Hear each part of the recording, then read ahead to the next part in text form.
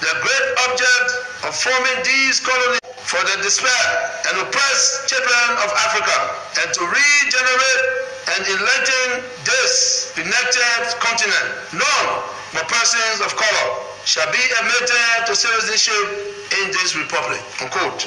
They are free slaves, but fleeing from the oppressive yoke of slavery imposed upon them by white slave owners. They therefore wanted Liberia to be a refuge and a haven for free men of color, and so they restricted citizenship only to black people. This may have been appropriate for the 19th century and for the threats and conditions that existed at that time.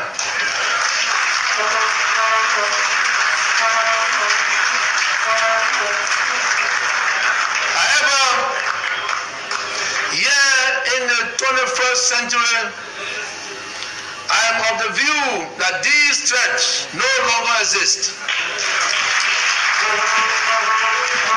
and that these conditions have changed. In these circumstances, it is my view that keeping such a clause in our Constitution is unnecessary, racist, and inappropriate for the place that Liberia occupies today in the Community of Nations.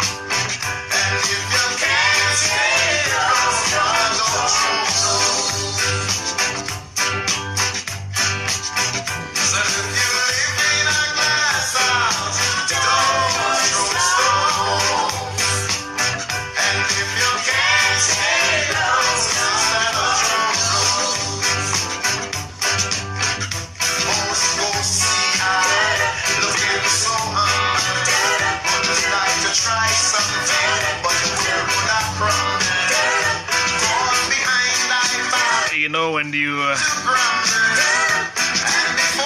come up and wake up after the pleasant weekend, and so you come back sitting right here thinking about your country, thinking about Liberia. Yet, folks, it is another day. And so it is another presentation of the conversation. We are back here again to talk national issue, talk Liberia as always. Welcome to the show. Allow me to thank God for giving us the strength to be back here on today. Thanks for His continued blessing, His love, His peace. And every time you wake up in the morning and feel that early gentle breeze, all you can say is, Papa God, thank you.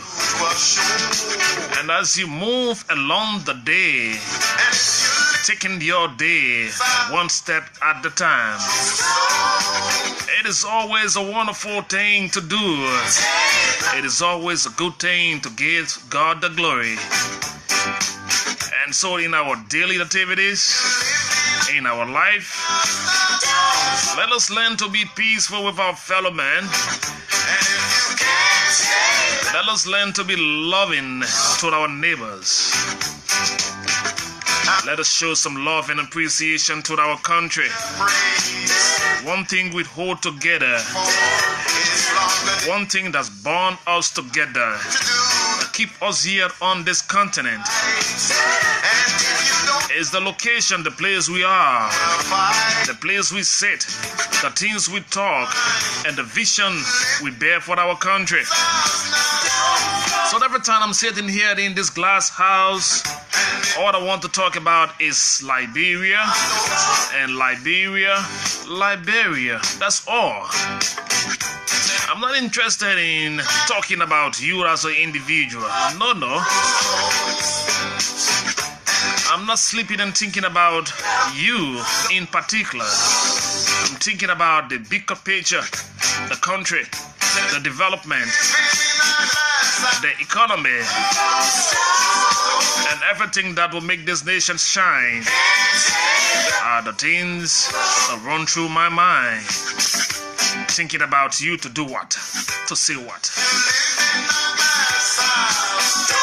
So this glass house will remain peaceful. It will remain loyal. It's going to put a taste to the broadcast industry. Welcome to the show, people. My name is Smith Toby. Happy me today. There's a team as usual. Monique Williams is here. Theodore Red is here. McDonald Shangat is also here.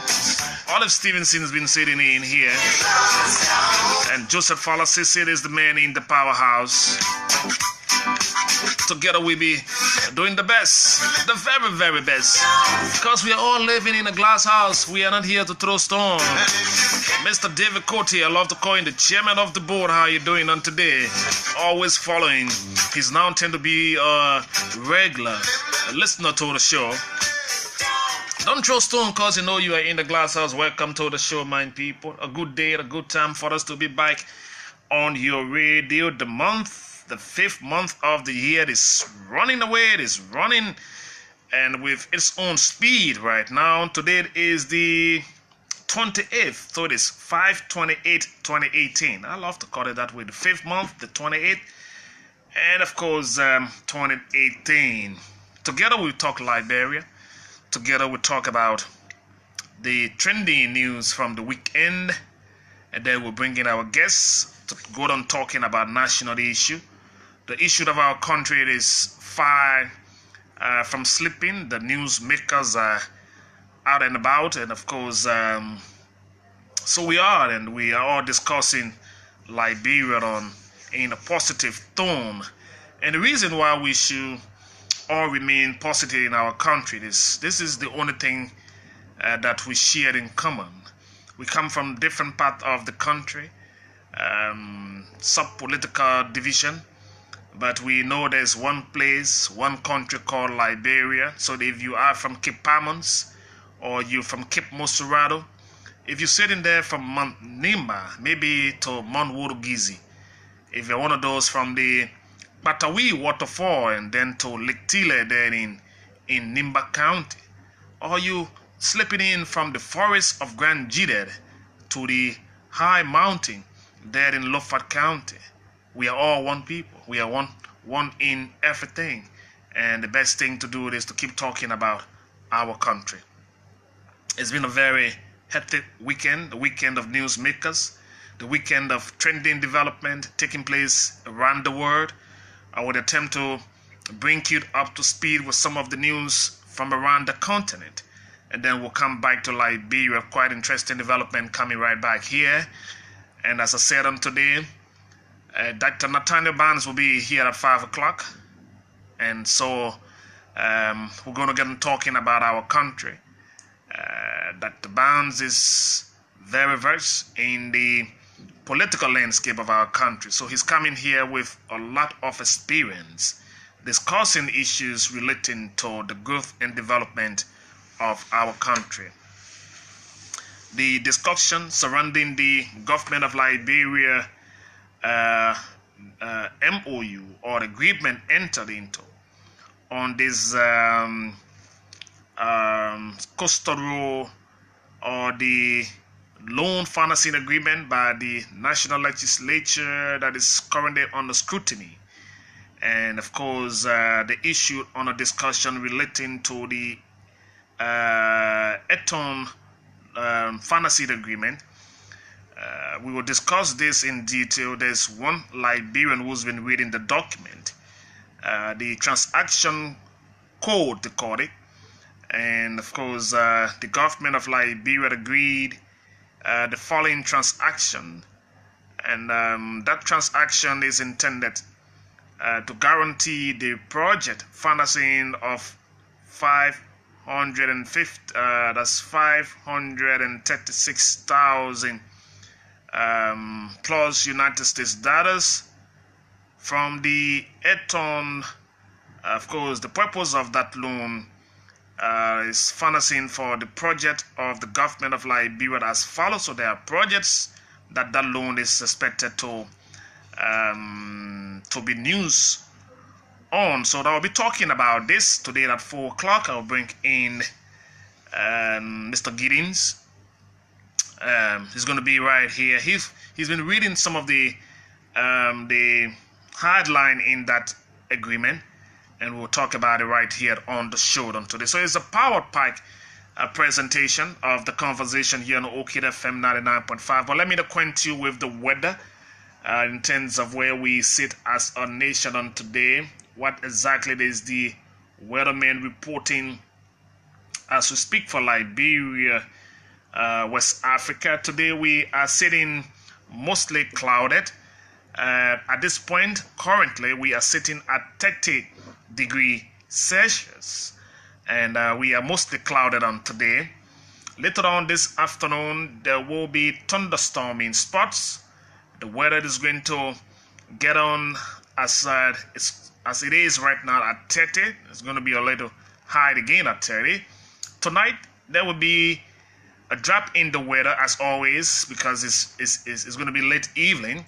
But the weather will be sitting at 24 degrees, and that will be low. But there will be clouds and thunderstorm sometime this evening. Brace yourself for a beautiful weather on tomorrow morning. That weather is reporting that will be waking up high to 30 degrees, but there will be some rain and thunderstorm on tomorrow morning. So that you wake up and get moving into your activities for the day. Just so that you know where you are with the weather. You ought to stay dry because we got rain in our forecast. Some nearby counties are reporting very pleasant weather on today. The Bassa community here in Moserado County is sitting at 30. Sincor, Pluncor, Lakpasi, and Marshall are all reading the same weather report at the moment. Clay there in Bombing County is reading 28 degrees today. But Bensonville, Brewerville, West Point, and Crown Hill are all reporting the same weather as we speak.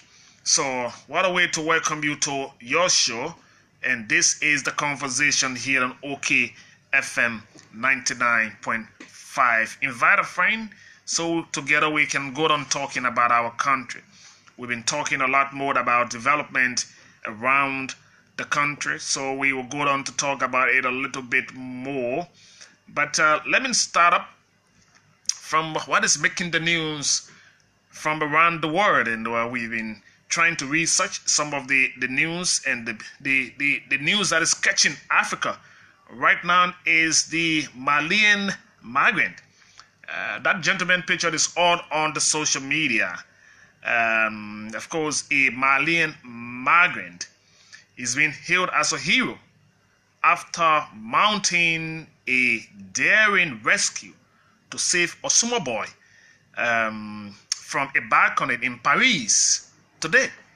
And now I'm told he is to become a French citizen. His name is Mohamedou Gassima. And of course, he's won widespread praises after climbing the outside of the building to save a 4-year-old boy. Oh, that video is going viral right now on the social media. Video showing him being cheered on by spectators as he pulled himself from balcony to balcony to the 4th floor to rescue that little child. a 4-year-old boy from a balcony. After meeting today, he had the opportunity to meet with the president of France, President Emmanuel Macron. Said he will be made a naturalized citizen. So people blessing comes in different form. He's personally thanked Mr. Gassimin, or Mohamedou Gassimin. He gave him a medal for courage, and of course said he will also be offered a role in the fire service. That migrant guy is now the big guy today, and he's been celebrated. Mr. Gassimin is said to have arrived in France last year, taking the long, dangerous journey to Europe via a boat over the Mediterranean to Italy. The drama that thrust him to fame unfolded on Saturday. That was on Saturday evening on a street in the north of the city. And of course, as of Saturday, Mr. Gassiman said he has been walking past when he saw a crowd gathered in front of the building. He told President Macron that I just did not have the time to think. I ran across the road to go and save him. You may also like, of course, some of the issues, but it's been a very beautiful thing to see that young man today. He's been celebrated, and that's a very good news coming out. Images, other writers and other news agents giving a different caption and different way of saying it. The AFP is reporting it their own way. The Reuters news agency is reporting it the way they see it. The CNN and all media institutions around the world are giving it a very good thing. The mother was not in Paris, I'm told, at the time, and it is believed Paris Major and Nandango was among those to praise the 22-year-old heroism. And of course, said he's been call him, and of course to extend their thanks and appreciation for his bravery. What a way to commend the young man for that brilliant effort. Now he's been celebrated. Let me take you to another development that is coming out of Africa. This time is being reported in Malawi, because the vice president, or the Malawi vice president, has been talking very tough of late of corruption. So Malawi vice president says corruption has reached embarrassment level. The vice president of Malawi has lashed out at corruption in that country, saying that it has reached embarrassing level. The name is Salud Chidimu, told a crowd in the center of Malawi that people within his party, his own political party, the Democratic Progressive Party, is known as the DPP, were responsible, according to the Nyansin Tam, one of the local daily there in Malawi. Let us condemn corruption. And so it is a serious thing. It is not just happening in our setting, but it's all over in the society. Let us stop hand-clapping thieves. Corruption is worsening, and it has reached an embarrassing level. It is an evil practice which put lives of people at risk, and it leads to drugs shortage in hospital, among others. The vice president of Malawi has long struggled with corruption, transparency. That's Malawi has long struggled with corruption and, of course, transparency, international, which awarded point from 0 to 100, with 0 being highly corrupt. It gave Malawi just 32 points in 2017. So it is a very serious situation. That country is talking about corruption, and a very serious way to go. We'll slip in another development before we come back to Liberia. I know you are all ears to hear what's trending here back home. But let me take you to Uganda quickly, because Uganda is now concerned about the situation with Ebola, because the DR Congo has been talking about Ebola. So the Ugandan Ministry of Health has denied report of an Ebola outbreak in that country. A privately owned Daily Monitor reports, quoting the minister in charge, Sarah Opindi, said, we would like to inform the public that there is no Ebola outbreak in central Mambandi district of any other part of the country. So Uganda is reporting, denying a report of an Ebola outbreak in that country. She added that a 35-year-old man who was admitted to hospital in that western Ugandan region of Kumuru 2 days ago, suffering from high fever and vomiting, had died. And the minister said the patient was suffering from Congo Moruhadrate fever, but not Ebola. Local TV stations has shared a video of her statement, and so they're taking that situation very, very serious. And so there's no Ebola reported in Uganda. According to the latest figure by the World Health Organization, 56 cases of fever has been recorded in a current outbreak in the Democratic Republic of Congo, including 35 confirmed, 13 probable, and 18 suspected cases. There have been 27 deaths so far, with 3 deaths confirmed as Ebola since the DR Congo outbreak was reported on May the 8th. So that's the development for you. The weekend started super for some people, sad for some people, and for the football world on Saturday, the Champions League. So I'm going to start with a development from the man who left the field crying. I saw the Champions League like some funeral service. Two players just crying all around the field, and sadness instead of people enjoying the game of football. It was all about tears at certain moment of the game, and it's being discussed about the way the Champions League, the game talked about, and everyone so excited about that match. For me, the way it turned out, saddened my heart to see 2 big clubs go to a competition and the way it ended. Of course, obviously, one team won the competition, but the man who's been whose sympathy, I'm sure, caught the word, and of course, football lovers have been talking about this, is our own son from Africa, Mohamed Salah. You saw the way he left that match. So there's been this discussion about if Salah is going to regain full fitness before the World Cup. But today, Salah broke silence, and this is what he's been saying, and he plays on Twitter. Some of you ought to start knowing what Twitter is, and of course, if you haven't followed Twitter, it's a very beautiful platform as well. It's one of it on the social media. So Mohamed Salah has posted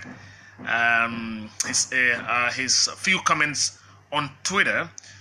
Salah has broken his silence after suffering the Champions League heartbreak, and has now vowed to be fit for the World Cup. And I'm sure that's a big news and a welcoming development, because people who saw Mohamed Salah left the field and the way he broke down in tears, and the initial report coming out of the medical team of Liverpool, it was all doubtful that Salah could make it to the World Cup, because he's a star of Egypt, a star of Africa, and we all want to see Salah shining in the World Cup, and Africa should play very well in the World Cup. So with the development coming out that he's now fretting to say this, he's vowed that he will be fit for the World Cup. The World Cup is just few weeks in June, and so the Egyptian was taken off in tears after half an hour in Liverpool's 3-1 defeat to Real Madrid after suffering a shoulder injury following a tussle with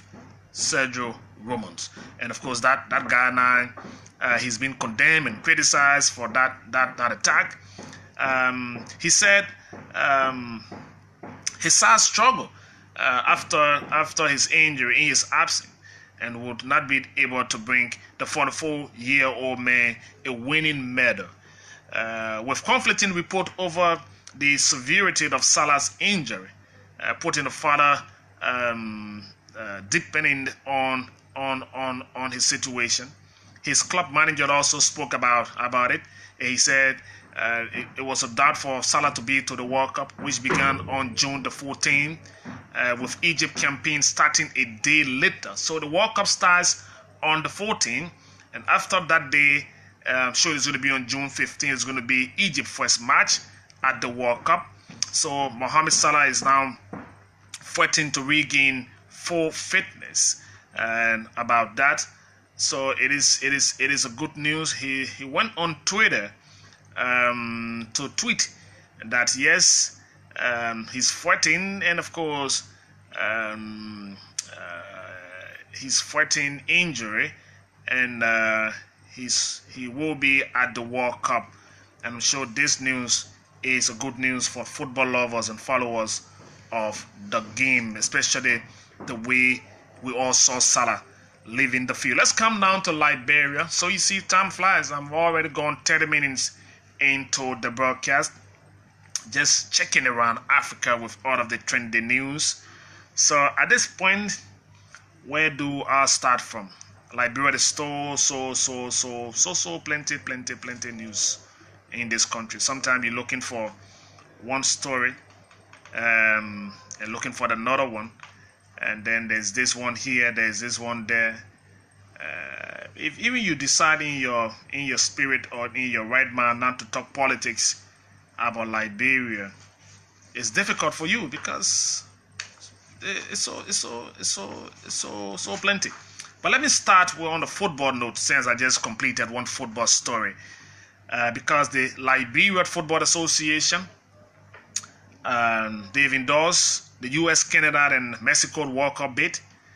That's my information. The Liberia Football Association has officially endorsed the joint 2026 World Cup bid of the United States, Canada, and Mexico. The president of the Liberia Football Association, Musa Hassan Belete, in a statement said the decision to endorse the bid followed series of consultation with Liberian president and former World Footballer of the Year George Manawia, the government of Liberia, and broad consultation with Liberians both at home and the United States. So yes, Liberia will be supporting the bid of the US, Canada, and Mexico to host that World Cup in 2026. Mr. Belete said the long-running traditional relationship between Liberia and the United States and many Liberians living in the US and the impact the World Cup will have on them, including the commercial value hosting the World Cup, is in the hosting the World Cups in 3 countries will bring to football were keyed in its endorsement decision. The Canada, Mexico, United States 2026 FIFA World Cup bid, branded United 2026, is a joint bid among Canada, Mexico, and the United States to host the 2026 World Cup. The Liberia football crazy nation will be brazen to see the World Cup in the United States, as thousands of its citizens living in the country will have an opportunity to witness live World Cup matches from the giant stadiums in the US, the LFA president concluded. So we say congratulations to the Liberia Football Association for their endorsement of that. Folks, we went to bed on the weekend on Friday, hearing about the president release or statement to the Liberia Revenue Authority. I'm sure you've all followed that news about President Weah's instruction to the Liberia Revenue Authority, the full implementation of that to the Liberia Revenue Authority as to how that tariff reduction is expected to be carried out. is now the question. And I'm sure that as a country, it is very, very important that we look at what is being said by the president in that direction. Because I'm still thinking on whether the Liberia Revenue Authority has the authority to reduce the tariff. And as I run through the readings of documents as of the weekend and researching the issue, I'm sure the tariff placed on goods and those commodities that the president made mention of were placed on them by the national legislature. If President Salif increased tariff on those basic commodities, I'm sure it was done through legislation. So the national legislature approved what the president recommended to them, and that it was the 53rd, because this is the 54th. So if the government of the day will want to reduce or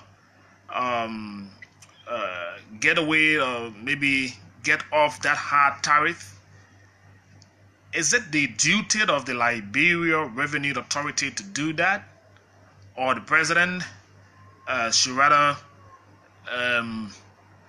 list the commodities in question and send them to the national legislature and to tell them the importance to reduce the tariff on those basic commodities that the president talked about? Because there's a full implementation that comes in place, especially with the tariff reduction. So I was just thinking about it in that way. So President Weah ordered to reverse the tariff schedule on basic goods. So will that require legislative approval? What about the reduction on the economic common external tariff? There is something called the CET, because I'm sure there is a treaty to that. So how will that equally come to play? The tariff and personal income tax schedule are laws. So tariff and personal income schedules or tax schedules are by law. So what power is there for the Liberia Revenue Authority to reduce the tariff? The creation of the LRA, did the creation of the LRA change that law? Because I'm sure, yes, the Liberia Revenue Authority is also a part of the government arm, but did the creation of the Liberia Revenue Authority change the law that is on the book in terms of this legislation that increased the tariff on those basic goods that the president made mention of? So in your thinking and following all of the conversation around, is the LRA having that constitutional authority to reduce the tariff?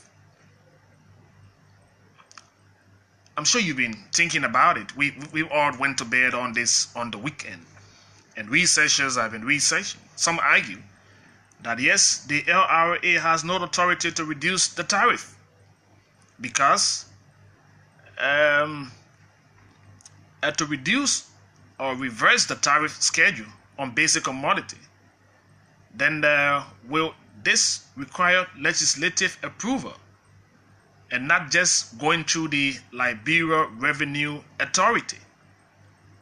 And there's something about the ECOWAS Common External Tariff. It's also inclusive. So is there a treaty on this? So what become of that treaty then? So it's just a little tight and hoping that we can get further understanding, basic understanding about how this tariff reduction is expected to be carried out. But I'm not convinced or sure that the creation of the LRA changed the law passed by the National Legislature. The 53rd, they approved that tariff on basic commodities that they said the former president sent to them. So if the president deemed it fit and necessary to change anything relating to tariff reduction, was it prudent for the president to go back to the National Legislature than to instruct the LRA and the time frame attached to it? Is that possible to do that in few days, or sometimes we just send out something and allow it to spread out the way it is? I will allow this for your concentration. Let us all think about it and see what become of the LRA and the National Legislature in this tariff reduction that the president talked about. Thursday, was it? And commendable though, but procedure-wise, are we doing the right thing here? That's my question. And I'll leave it open for further introduction on this one. Let me talk about the talking in town about the president and his jet and his plane, and they call it. That's the talking of talking on everything here in the country. So, Mr. President, I sit here every time and we all talk about the country.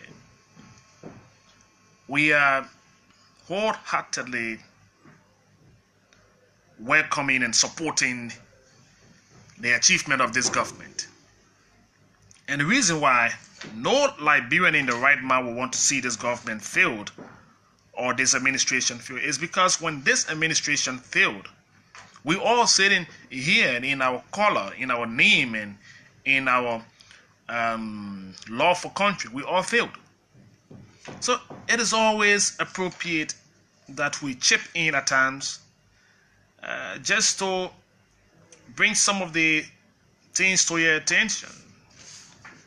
We know how the surrounding of the government looks. We see how people refer to things, and sometimes how people get on talking about things in the country. So we will support your administration to succeed. I can say that. Because when this administration succeeds, we all succeed. But I'm saying here, I'm still finding it difficult to comprehend the justification you gave the Liberian people regarding the private jet. I'm still finding it, I just can't get it. That justification, Mr. President, on the private jet that you gave, that you explained, the Liberians are accusing you that you allegedly purchased for 30 million. And your justification, a friend from Burkina Faso gave you the plane to fly to give you prestige. Yes, that's what the president said. Prestige. So that's very, very straight to the point. And so if you see the way it's been going, some Liberians now are concerned about this, whether it's a gift from a friend or, when you participated in the election as a candidate, and the CDC then was the only political party that came down with chapel, helicopter we call it here. And no one questioned you as to where you took your helicopter from. It was branded with your picture, with the party logo. And it gave you that added advantage over other political actors in the election. Some people voted for this government because they saw a helicopter. Some people made a decision as of the day that chopper came to Liberia and it was hovering here. So it was campaign time, and for people to question, how did you get it? Who gave it to you? Whether it was your friend or it came from a superstar or the millionaire or the billionaire. Who cares about that about them? No one. We all just celebrated that you know it was an advantage for you. No other party came here with the kind of helicopter that you brought and branded with your picture and you moving and flying around. Decisions, young people, first-time voters, some of them decided to vote for you all because they saw a chopper in the air and they made a decision. At that stage, I could not come here and sit here and ask you who the friend that gave it to you and where is it from. No one dared ask you. But when you now become president of the country, we can now start to ask you for anything that you receive from anywhere, and it is on our show. So let's agree that a friend of yours has decided to give you a jet, which of course will save us some money, and our government officials traveling with you will no longer go to the Ministry of Finance to get DSA and get plane tickets and everything. That is a good side of it. But Mr. President, there's a code of conduct. I'm sure, like you've read the Constitution, and you say you will reference that Constitution repeatedly to make good decisions. I'm sure you've seen the code of conduct. You've read the code of conduct, and you've seen everything written in black and white in that code of conduct. So your friend is it's a kind-hearted gentleman, whether it's male or female, but it's a kind-hearted individual who decided to give you a plane and you got it packed here for days and time and what have you. But as we are hearing that the gentleman in question is not just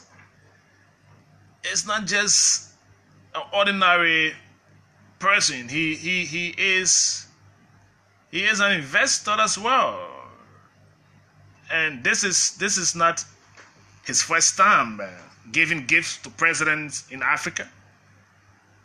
Whether the name we are hearing is the confirmed name of the individual. So regarding the private jet purchased by $30 million, Mr. President, all of the years you played football and you retired from soccer, I know you made a lot of friends. Some of them we know, some of them we are yet to see. Their friendship with you, were they waiting for you to be president before giving you such a luxurious gift, or they've been giving you gifts before? This friend, according to unconfirmed information, is the managing director at a company in Burkina Faso. But what is the name of the friend then? If for transparency, could the president in his clarification tell us, or I got a friend by the name of Mike or Davey or Sam or something that is so kind to me and decided to give me this jet or this plane that I will be using here, and whether it's going to be on our expense to fuel it and to maintain it. The president, you're no longer an ordinary citizen. You are not an ordinary citizen. You are the president of the country. As such, you owe every Liberian explanation on how the economy is being managed by your administration. And the voters who voted you, who made decision because of your clout, your personality, equally want to know the name of your friend. Was there anything wrong to make mention in your clarification, that name of the gentleman or the friend? and maybe what exactly his net worth is.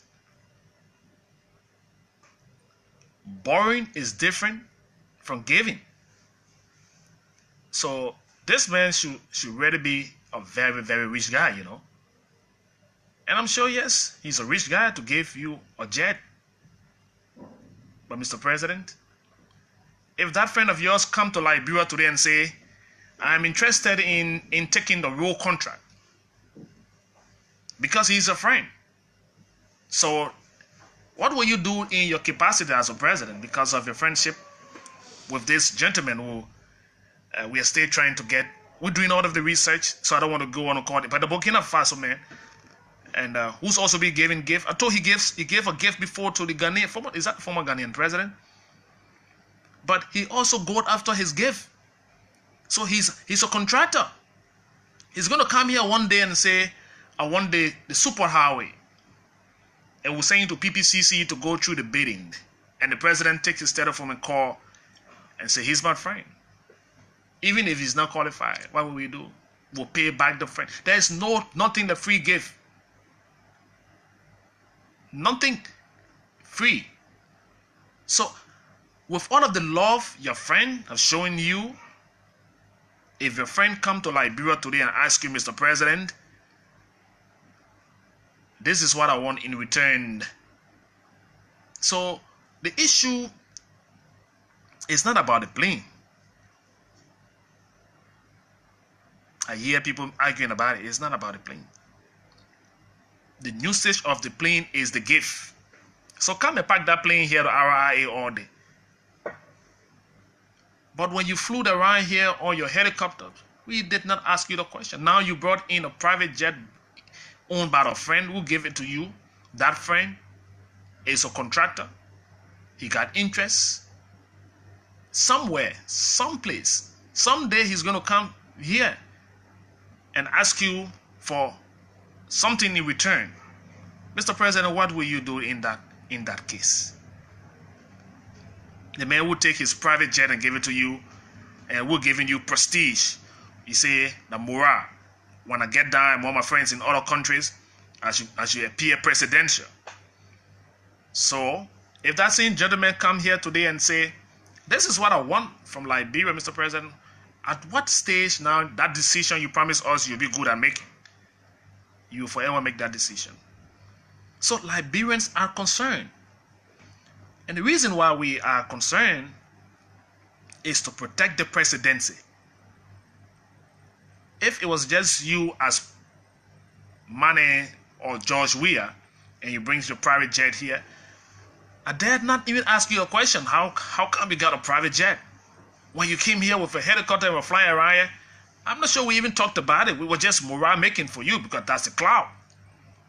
But when you ascend to the presidency, we'll ask you a question. When people start to give our president things to news, they will come back and ask for something. They will come back someday and ask you for something.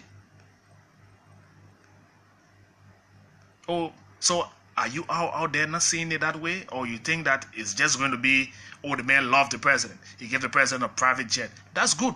If the president is traveling, I'm sure he's going to travel sometime soon. He's going to get on that jet. The money for the Ministry of Finance to buy a ticket will be reduced. Oh, yes. We're not going to buy people a ticket. But in return, the owner of that plane will one day come and ask you, Mr. President, you know we are booty, right? I'm your friend, man. I've been giving this, I've done that, and done this. And this is your country. You got in the shots here. And we may just likely violate some of our laws. I'm assuming on this one. Don't get me wrong here. But I'm concerned that somebody will give you a gift and you want to clarify that yeah, is a good friend. What was wrong in your clarification to give us the name of? So you're telling us now, Janet, here, go do your research. So if the man is from Burkina Faso and he's a good friend of you, a friend of yours as the president, and you providing clarification, was it wrong for you to give us the name of the gentleman in question who's so kind to our president? So maybe we can even praise him for helping our president to look decent. But in your clarification, you left that portion out.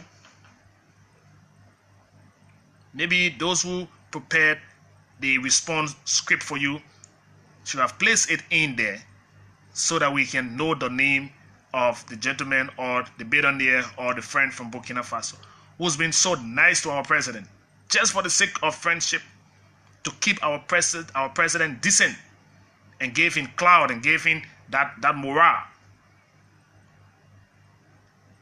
So maybe just for the sake of the clarity or a little bit more, just let us know the name of the person. We are hearing some names, but to jump to conclusions, to start calling people names on the radio, so people are researching and getting to know who's this very nice African who's helping the president of Liberia. Why is this interest? I'm not talking about motorbike. We're not talking about keke. We're talking about plane. This government haven't even bought a bus for public transport. They are still struggling. They're looking for government cars, and they're parking it in the executive mansion. They are trying to repair some of them to assign to people.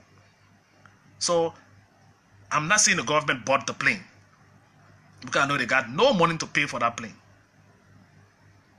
But if somebody gave the president a gift, knowing that there's a law called Code of Conduct, that somebody said, no, it's not a violation of the Code of Conduct. I wrote the Code of Conduct. We understand the Code of Conduct. Yes. So the man gave you gift. You will come one day, you will give him gift.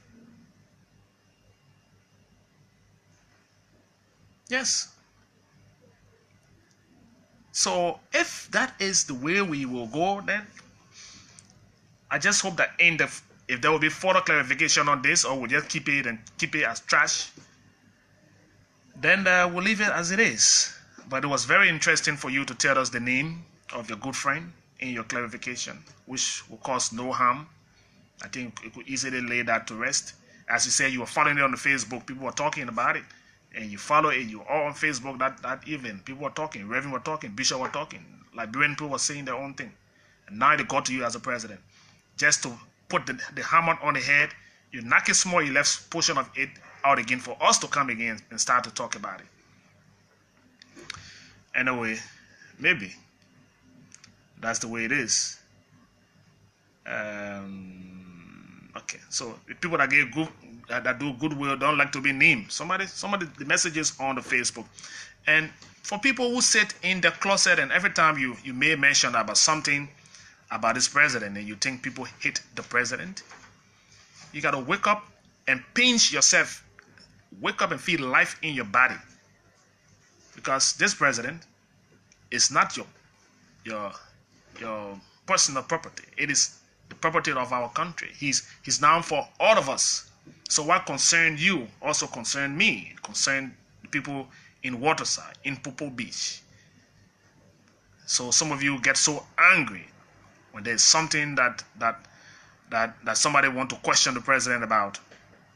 And I see that in your writing. I see that in the way you even take to the lines to call. But Mr. President understands the subject matter. I'm not sure we are being abusive to the president, but we're just raising the issue. That is very germane. I'm told the vice president has left the country again. She's gone to Israel.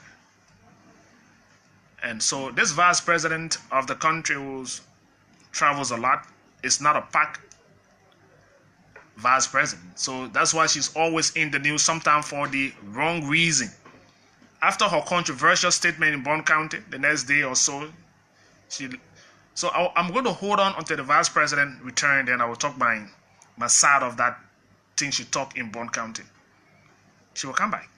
So if you even talking here now, so sometimes it's good for them to be in country and listen. So you go somewhere and make a statement, and I think the vice president is rather becoming more controversial in some of the things that she say. If you come on National Unification Day and ask for forgiveness and ask people to work together, then you go a few days after Unification Day and say, and you said something contrary to what you even said on the day you're asking the president to forgive you. But I'm going to hold because when I found out on the weekend that the vice president is not in the country, I just thought that talking about it would just be the wasting water on ducks by, because she's nowhere to even here. She's gone to Israel, I'm sure. She'll be there for a few days, and when she come back, maybe she'll make another statement again. We'll be talking about that. If the vice president wants her name to be relevant in the media and people should go talking about her and talking about her and talking about her, good. Or she want to keep her name and that she's working or she's doing something, she ought to avoid the controversy. One minute you add there is something that is almost running out of hand with you and your boss. Another day you come to the public and say, I'm sorry. Something that you could just go easy to your boss and say, oh chief, I'm sorry. You come publicly and apologize to the president. The following few days you go to a county and make some statement, and then you get on the plane, you leave the country. So we're talking in your bag. Say, oh, if you're talking to the team before I come back, then everything will be okay. That's the Liberia for you. I got 3 minutes to go up to 4 o'clock. We are still rolling together right here on The Conversation. And it is very, very interesting time here in our country to get on talking about some of the trending issues here. I will go to the lines shortly before my guests arrive in to take some of your calls on some of the issue that we've raised for you on today. The numbers to call will be on 0777-009-950880939395. Flip side of 5 o'clock today, Dr. Nathaniel Barnes will be sitting here as my guest. But coming up at 4:15, I'll be talking to Mr. Giddens. I'm told he's already here, so let me take a few minutes of your time to get some public interaction on the subject matters we've been talking here, the issues we've raised with you so far on today. There's a lot more to talk about, but time runs so fast. So let us speak to the issue. I know you all out there, and I know how you respond to things, but let us stick and stay to the issue. Let me take my very first caller here. Hello. Yes, good afternoon, SMITH TOBY. I'm sitting here. Good afternoon to you. Okay, this is Johnson calling. I call from Tizio. Please go ahead, Johnson. Well, Honorable SMITH TOBY, I believe what the president is presently doing is one of the best for us. We have previous president who never had time to do anything for this particular nation. We have most of the president who took power, especially the former president of the Liberia, who received short gift and refused to bring it to Liberia, took it to different countries. While you have a president who receiving gift and bringing it to Liberia, so we all can see. And the last time he gave something out, when the president received a gift, he brought it. He said, "Liberian poor, someone give me give here, they gave here." I'm asking you. That is a personal gift. That's a personal gift. The last time our president went and received an award before the election 2011, she did not tell how much the award mistook for. And at the end of the day, she used that award as a campaign to get herself to win at the next election. She will not even want to build one single house in Liberia. But we have a president who is willing to develop. He is also very hostile for us. So, I mean, for Liberia. And okay, thank you. Thank you ever so much. And let's get talking right here. You're entitled to your view on the issue. So let's just be orderly as we place it in. Hello. Yes, Smith. How you doing? Good afternoon. And good afternoon to you. Thank you, Smith. This is Charles R. Kennedy. Please go ahead, Charles. And let me appreciate you for your talking points and your brilliant analysis. But Smith, I want to disagree with you on the issue that has to do with the, the fact that the president is currently using. Smith, we have to be bold and say the truth here. It is always important to appreciate people that are honest and people who are always willing to say the truth.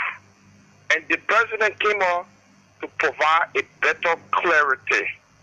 I feel that the president, he has done the best thing. Smith, for example, you have a telephone, I don't have a telephone.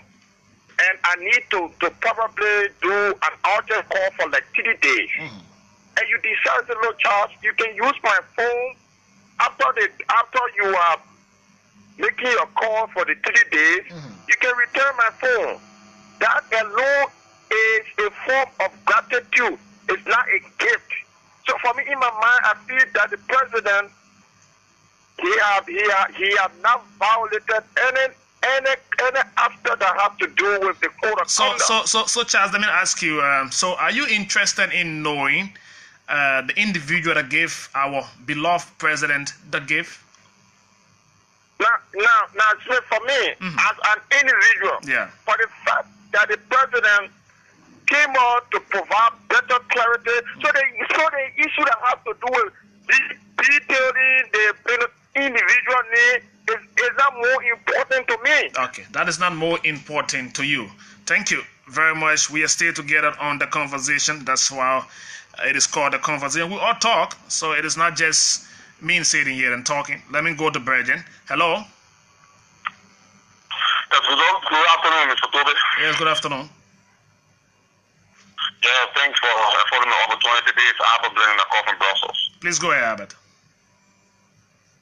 Yeah, the issue that has to do with the tariff reduction, I don't think that the president has mandated the LRA to automatically reduce the tariff on importation of goods. What the president mandated to the LRA was that the LRA should come up with a new tariff table and present it to his office. Now, based upon that, the president can take two actions. One, execute an executive order, or two, present a new bill to the legislature to amend the existing law. So the president did not tell the LRA to just come up with a new tariff table and then implement it on the market. Now, the issue that has to do with the president, just as you said, you saw in my comments, there are some people when they give gifts to people all the time, they do not like to be named. So I think if the president left that aspect out, it was because of certain reasons. So, because the problem that I have with the executive mansion is that even if the president was given a gift or he was borrowed this jet, I think they should have made it clear in the press release that the president has been borrowed or jet. Okay. Then there wouldn't have been much suspicion. But how they carry it out is what that is bringing more problems to the presidency. All right. Thank you, Albert. Thank you very much for your calling. Thank you for your calling right here. We are still moving on. So let me go back to this line and see who's joining me. Please go ahead. Yeah, this Ruben Kana calling for Ghana. Okay, please go ahead, Ruben.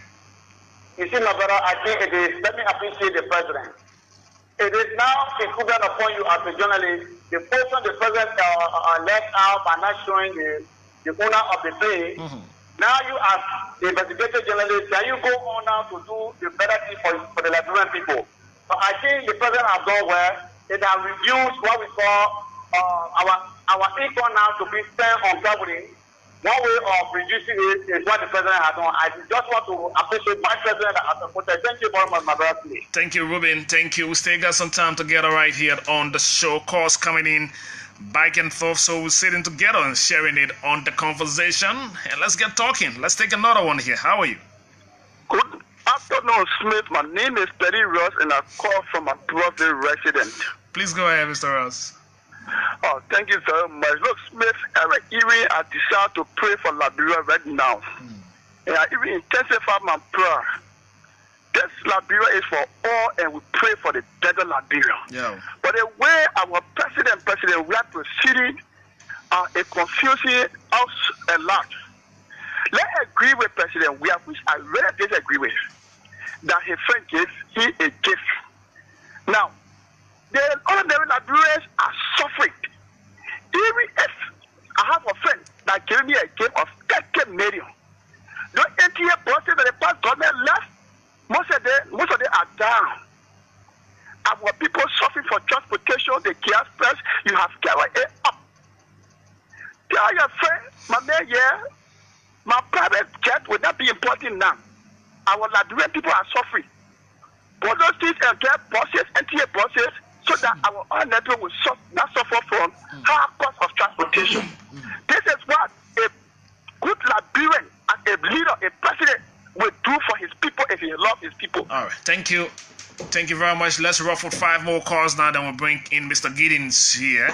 We'll be looking at the another one again. We'll come and talk about here. We'll talk about this agreement, this loan agreement. So let me take 5 of your calls now. Let's call her. How are you?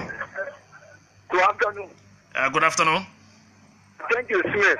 My name is Emmanuel Fat, member of the opposition United Party. You are forming on district number 11 this afternoon. Please go ahead, Mr. Fa. Smith, let me appreciate you for your analysis. My point has to do with the issue of the gift that the president clarified that his friend with Burkina Faso gave him. Smith, I think the president was not sincere to the Liberian people. Why I'm saying this? The president came up with clarity. He did not call the individual's name. He did not call the company of that identical individual's name. And this government will want for us to do our research. When we come out to provide information, then they can come with clarity. Knowing further where the poor conduct, make it clear. So for us to see our brothers men from the other device, opposite loan stars here, we will come with this identical research. When we present it to them, definitely will tell us that indeed is not a gift. All right, thank you. Somebody's sent me a text. It says, yeah, okay, the president did not say it was a gift. He said, borrow my friend. Okay, so did he borrow it from his friend? Is that what the president read? He said he borrowed it, or he said he... Hello? Hello? Yeah, hello, Smith. Yes, how are you? Remember, this is that Bonky calling from Ghana. Please go ahead, Mr. Bonky from Ghana. Yeah, I hear people arguing that the president was sincere to have declared the issue of the gift. You know, the president was not sincere. He did not declare any information about the gift. Instead, it's the media and speculation that puts it against the wall. You know, they're talking like to say when the day they gave, or they think the plane the president borrowed, the day entered the country, they seem that the president talked about it. You know how long that plane been parked or even news here before someone talking about it today? Exactly, that's what we're saying, Smith. So the president was not, nobody should even attach sincerity to it. It had been a long time since he started traveling. It's media speculation in the public that put him against the wall, you know, to actually come out, you are forced to get a clarification, which is questionable. But besides that, I feel sorry. We are in a serious trouble because this government doesn't do anything wrong. This president doesn't do anything wrong. Oh, so true. So we go on we go. 3 more calls to take. Can we bring in Mr. Giddens now so that as soon as we transition, we'll get on into our discussion right here. Stay with us on 0777700995. Let's call it on the line. How are you today? Sorry. Hello. Yes, hello. Okay, my name is Razak Ekane. Razak. Please go ahead, Razak. Thank you very much for the show. Now, the Liberian law states in section 2.9 in the Constitution that any official of government who receive gift from any part of the world, you should make it public to the citizens to avoid the issue that is going on currently, that is the issue of confrontation.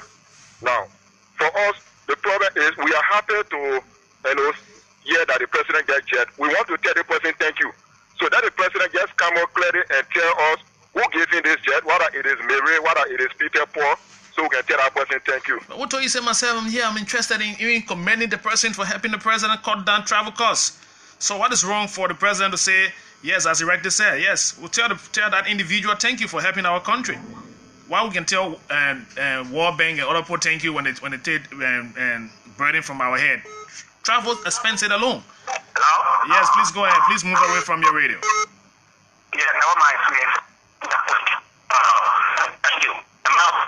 Your line is not favorable. I'll instruct the ticket of this line. Hello? Please go ahead. Yeah, am I okay now? Please go ahead. Thank you. This is Noah Saul Gibson, and I call you from Jacotown this afternoon. Please go ahead, Gibson. Smith, you and I were here during our regime of the leadership of Madam President. The Indian government presented a gift to the Liberian people, what we enjoy today, the NTA buses. Now, that was not presented to President Salif. It was a gift to the Liberian people. And there were a lot of gifts that we got from out there that were presented to the Liberian people, not to Madam Selina. What we are saying here, okay, let's agree that we should end it. Yes, I agree with you. But do we care to know when it comes to feeding that jet with fuel and other things? Because these are the expenses when it comes to paying lending fee when the president leaves for unofficial visits.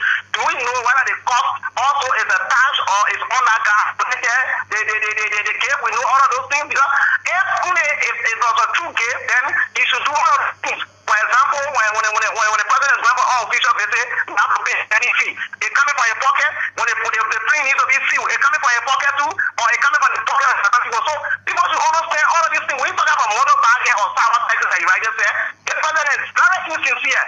No, sorry. Let me hold you. Let me hold you right there. So there's a lot more attached to that. Looking for just two more of your calls. I see calls coming in from Minnesota and other places, and so we go down. I got 1 4 hour ahead of me in here. At let me see this one right now. Hello. No, I'm not sure you are ready. You gave me a call on that line. You give me that kind of feedback. You tell me I'm going to hold you there.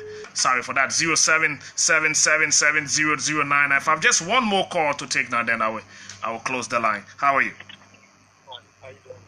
Can you please project your voice? Thank you. This is Achisano. Hey, Achi. Thank you for the topic. I just want to speak on the issue of the president mandating the LRA. We should commend the president, but there is a way as said to have been done. I think it was prudent that he gave executive order. In the process of the executive order, because it lasts for 1 year, then you engage the legislature, because the previous star laws that were on the book did not allow prices to go as high to make things very difficult at the port. You can look at the boat. The water will go back to the previous one or the new one that are going to be created, then you send it to the legislature to be able to ratify it or repeal it. But I think the best thing you can do now is not stay late to give an executive order. In the process, then you can engage the legislature. Otherwise, people will take it otherwise. Thank you very much. Thank you, Archie, for calling in right here. Folks, let me say thanks to all of you for your interest in our trending discussion right here. Just to catch a little bit of water, just a minute or so. When I come back, you will hear my guest.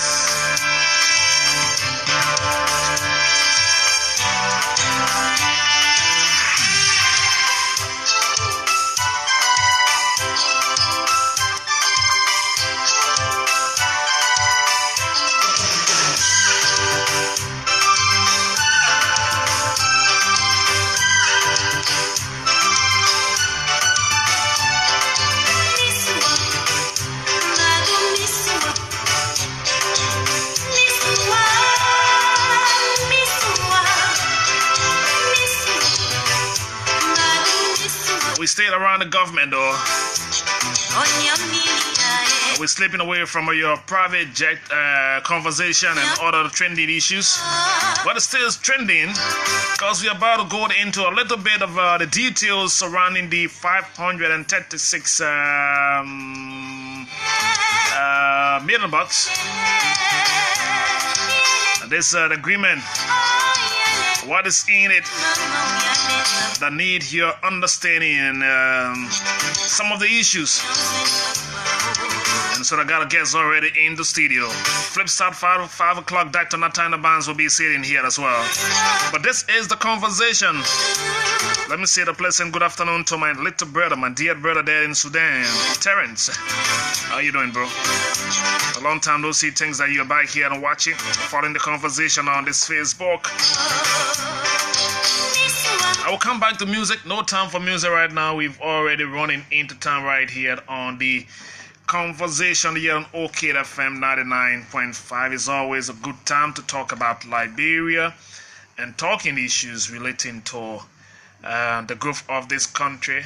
In the news over the last few weeks, it's been the discussion on the government of Liberia loan discussion surrounding the 536 little over 536 million United States dollars entered into by this government of Liberia and the Eton group. And of course, I'm told now this loan financing agreement is before the national legislature, and some Liberians are reading deep into the document to find out what is it that Liberians should pay attention to.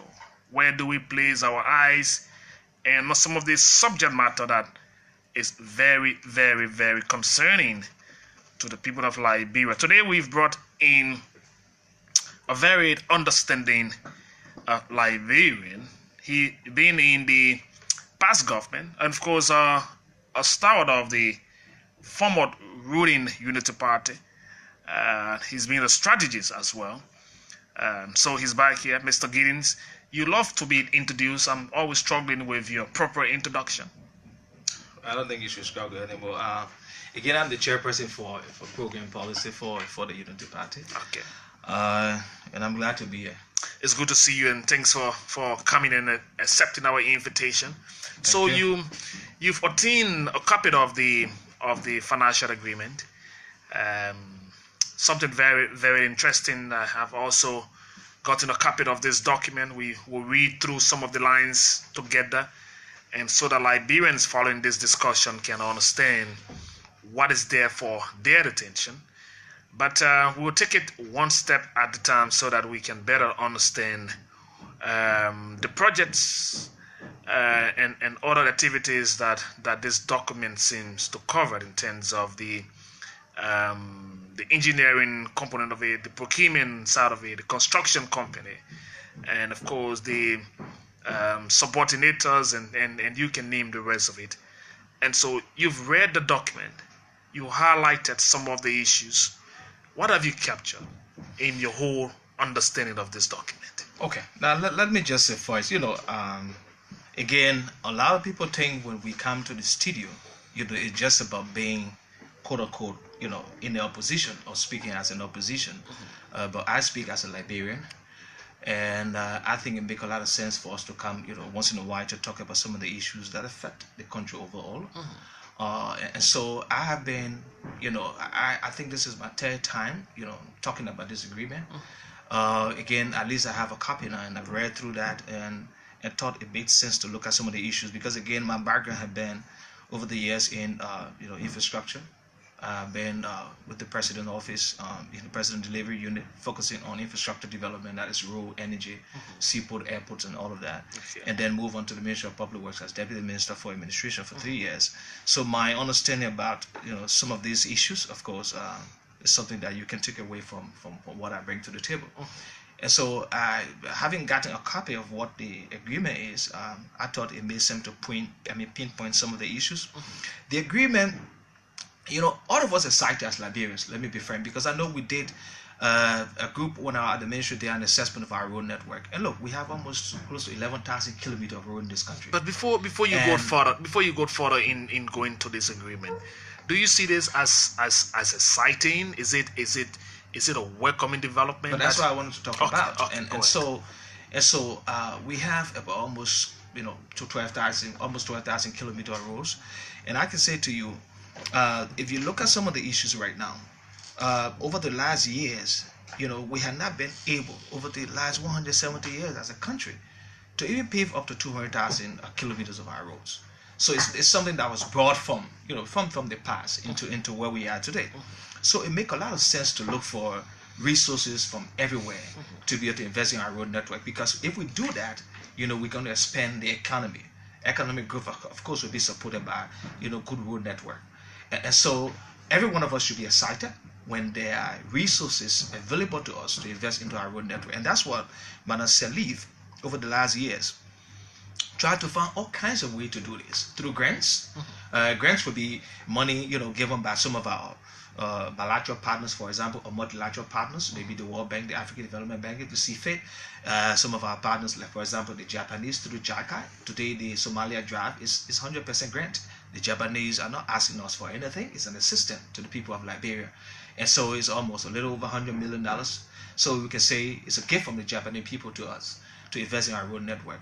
Besides that, most of the loans that will be contracting in our investment in our road network have all been concessional loans. Concessional loans are loans with low interest rate, loan payment period, and again, there's conditions for, for recapitalizing the loan. For example, if there's any problem. In fact, when we went to HIPIC, some of our commercial lenders, our multilateral had to work with some of our commercial lenders to reschedule our loan, to be able to get to the point where we could get the debt waiver that we were looking for at the time.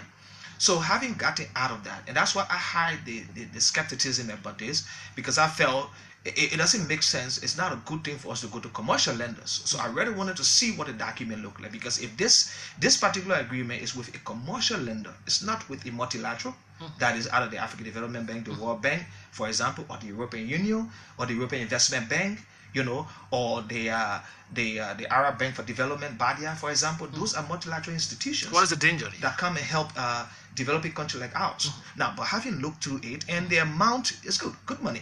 536 million to invest in our road network make a lot of sense. Yeah. But there are issues here in this agreement that we need to look at, and if we can flesh those issues out, and there's surety about that funding, there's nothing wrong with us. But besides that, we also need to know where that money is coming from. I will speak to you on some of the issues. But when you say we also need to know where the money is coming details from. in terms of the source. But they've already given us the source. Well, we gotta go further beyond that, and I will tell you why I'm saying such. So why are you saying? But let me start from the first point on the first page, which is the Article 1 that talks about the transaction code, and specifically on this agreement, it's talking about the amount, the project name, which is the coastal highway, including connection counties, blah blah blah, and building order, ministry and so forth, which will be good for our country, vocational education centers in Greenville County.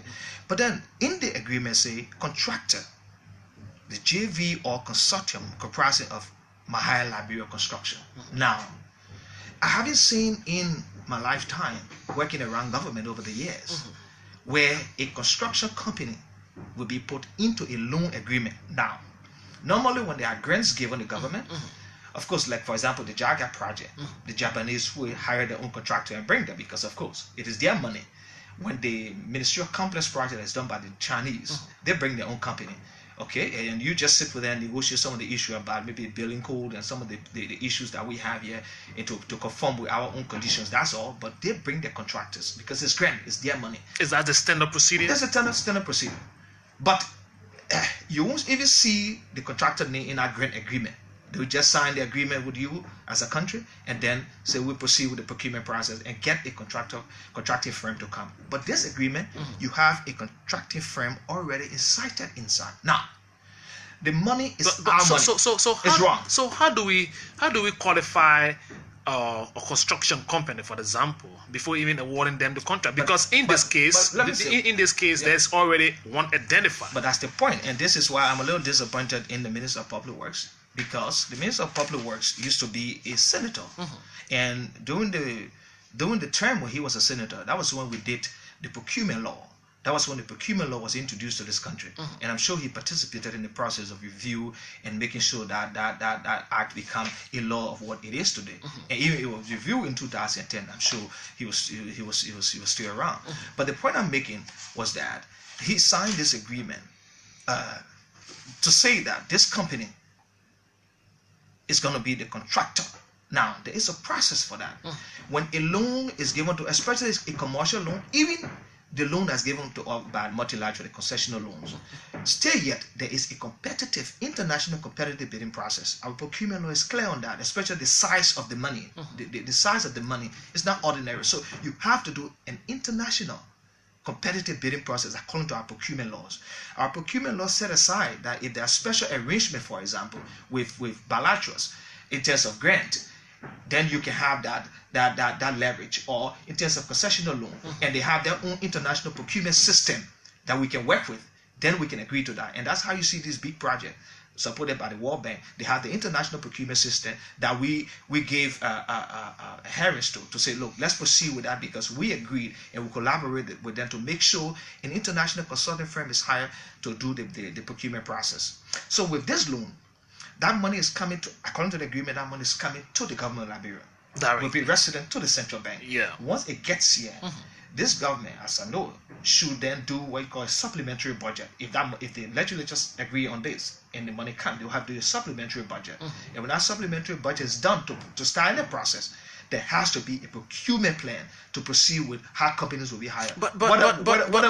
So at this point, how do we now proceed with procurement plan, or to even proceed with the company when there's a company identified that is already in the contract and given to the people providing the loan that this is the qualified company, and they will be the ones responsible to carry out the work. But this is why it's wrong, and this is what it said. It said it's wrong. Major Chinese engineering firm, procurement and construction company, and subcontractors comprising of Liberians, which is good. We want Liberia to participate. But they will do the procurement. Then they will do the construction. Companies all to be vetted and confirmed by the Ministry of Public Works. But however, this company is already been hired. How did they become the contractor? It's wrong.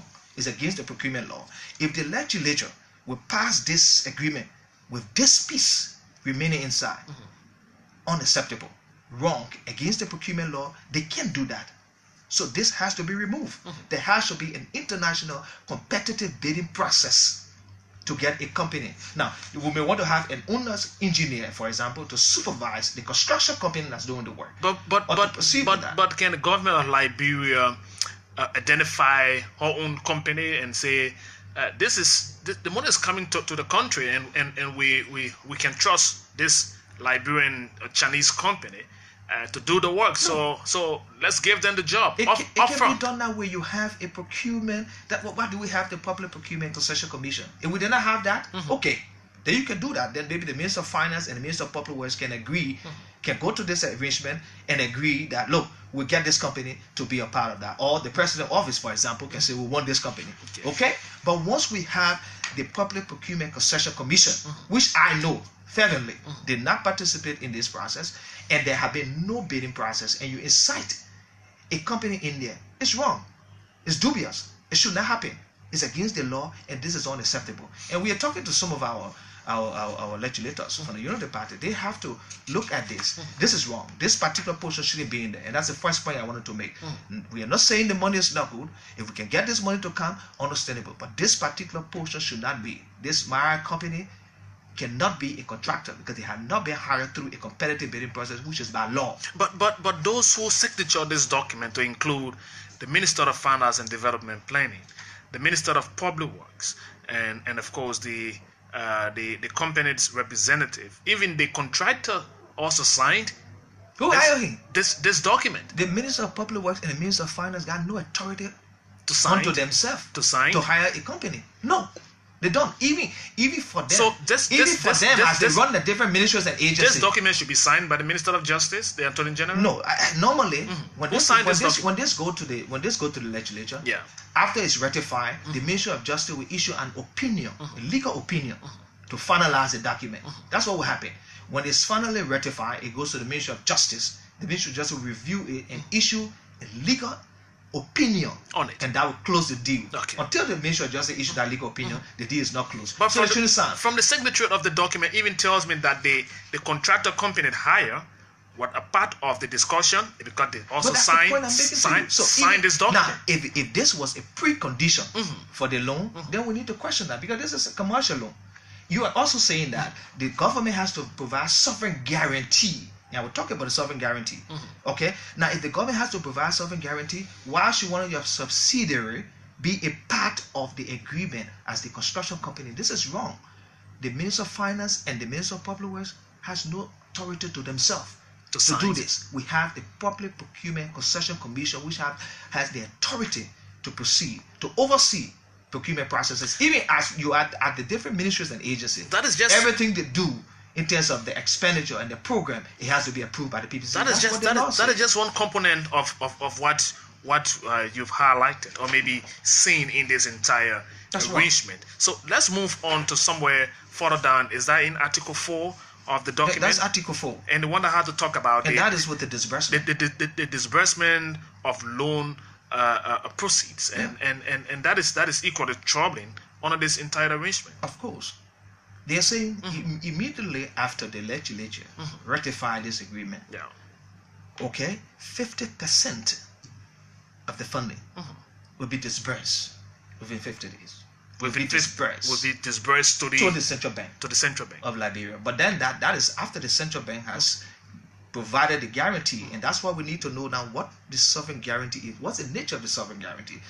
The sovereign guarantee, what does the central bank does? The central bank is responsible to bank on behalf of us, the government of Liberia. It is the government bank. So our reserves are with the central bank overseas. When you're talking about issuing a guarantee, it is very clear that there's lineage on our reserve. There's no question about it. That is, if we don't pay, they will find a way to get the money. Yeah. And it's through the international, financial system. So that nobody will hold off on that. You will guarantee that. Once you guarantee that, and you default, you pay. So we know that exactly what will happen, okay, on the reserve.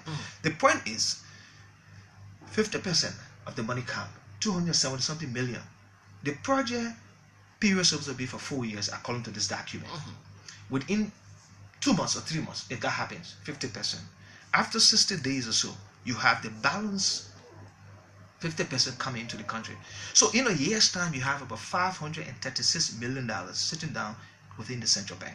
Now, for the project, for the loan that is having its own time. Yeah, and this project that's for 4 years. Yeah, now, 4 years. The way the disbursement is done, there's something about it. So who's got some money somewhere trying to get rid of it and using some kind of way of getting that money out of it? And say we can just pack it somewhere in the city. But that's the point. It is not a normal disbursement procedure. If you go and look at commercial loan and even concessional loan disbursement, it is not like this. They don't just disburse the money like this. 50% in few days, and then after a few days, after another few days, then you got. If the legislature get all the money already in the country, sign on this agreement by tomorrow. So you're saying to me in the next 6 months or so, less than 6 months, you have all that money in country. If this agreement is what it is, if the guarantee is provided, that means you have all that money in country. The project is for 4 years, and because of our weather and the conditions that are here, and in fact the procurement process, because I'm sure there has to be a procurement process that will take company, and there's period by which the procurement process take place, and everybody got to adhere to those processes. Except that this is going to be something that's going to be just done because we want to get the road built. No, we got to work with a system procedure. Rule of law is very key to this, and if this happens, that means you have all that money sitting here. But for the space for the next 4 years. At this point, the government determined the urgency, and so they've put to document on how they want the money disbursed in this document. So it tells us that the government need the money. They want to get a project going.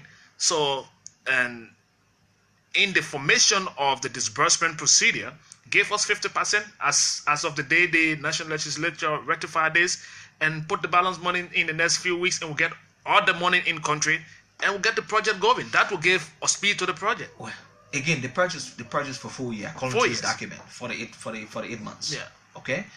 If all of the money is disbursed, understandable. That's what the government feels it wants to do. Comfortable. Understandable. Okay. We're concerned now also about the management procedure in terms of the public financial management procedure, because from the beginning of it, that the government has by itself, between the Minister of Finance and the Minister of Public Works, hire a company, because the two of them signed this agreement. Yeah.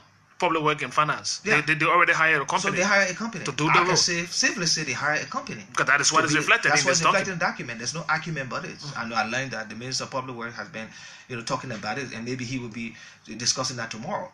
But the point is, they have already hired a company between the two of them. Because that, if you look on the document, you see the Minister of Finance and the Minister of Public Works sign. So if they have already hired a company outside of the PPCC, the Public Procurement Concession Commission procedure and processes. That's a violation by itself. So then that means when the money is resident, there will be a lot more violations. So there will be no need to go to PPCC for procurement process. The PP companies will be handpicked, because this is a process already that I've started to handpick companies. How this company got in here? If it's a precondition by which you get the loan, then it's wrong. We can go to the bank and say you want loan to build a house, and the bank tell you, look, we're going to give you the company to build the house before you get the loan. Then let's think about that. If I'm providing a collateral, no. If I'm not providing a collateral, then you can tell me that. But if you tell me that the collateral is that I gave you a company to build the road, go ahead. If we are not giving you any collateral for that, then we'll just pay. That's understandable. But if I'm providing a collateral, then you can tell me who to build my house or to build my road. I must do it myself. And you know why? When there is a competitive bidding process, you get the best out of it. It's value for money. You get the best because companies will come forward with better technical skill, better financial capability, for example. Why you think the national legislature will out to tighten the screw surrounding this document, especially in some of the on some of the issues that had to do with the loan, the disbursement of the loan, and of course the central bank own role in the collateral, portion of it. Yeah, I'm sure the legislature needs to call the central bank to provide clarity as to what kind of guarantee they're going to be giving and how that's going to affect our own financial status as a country. For example, like how you're going to affect our reserve when the time comes, for example, if we are not able to pay because it's commercial. You see, most of the multilateral arrangement is a lot more different as compared to they can go back and sometimes reschedule your loan until you're able to pay. In fact, that's why the IMF is working with us. We have a debt management strategy and a debt management program now, and I hope that this government will continue within that framework because it helps you to manage your debt portfolio in a kind of responsible way. But if we are not able to do that, it's a problem. Commercial loan, this is commercial loan.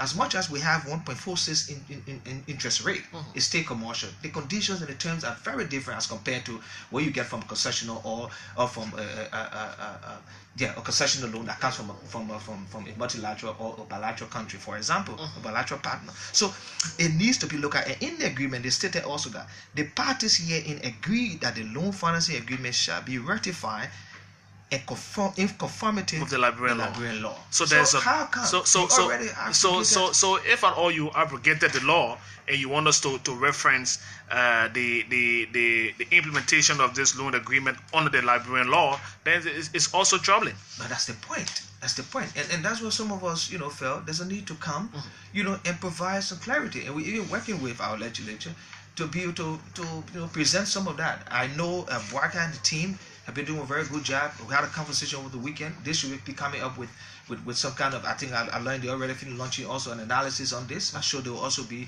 bringing more issue talking about the company in fact in detail as to what it is, and that's why I said the source is very important to know where's that money coming from, because for me I'm a little skeptical about the way the disbursement is done. Look, to get commercial is not ordinary. It sounds like somebody's doing money laundering somewhere. Well, I don't want to accuse the government about that. I think the government should be more responsible to get involved in such, because then what you do, you create a problem for us as a country overall. Because if it's established by the international financial system that we got involved in a deal, and the funding that supported that particular arrangement is from that background, we're in problem. So I don't want to sit here and try to accuse the government, but we need to, like I said, in details get to understand the source of the funding, because the way the disbursement is done, it doesn't look like somebody who has the money, who have the money, for example, has the money and wants to loan it out on a commercial term and not concerned about how that money will be invested, because commercial banks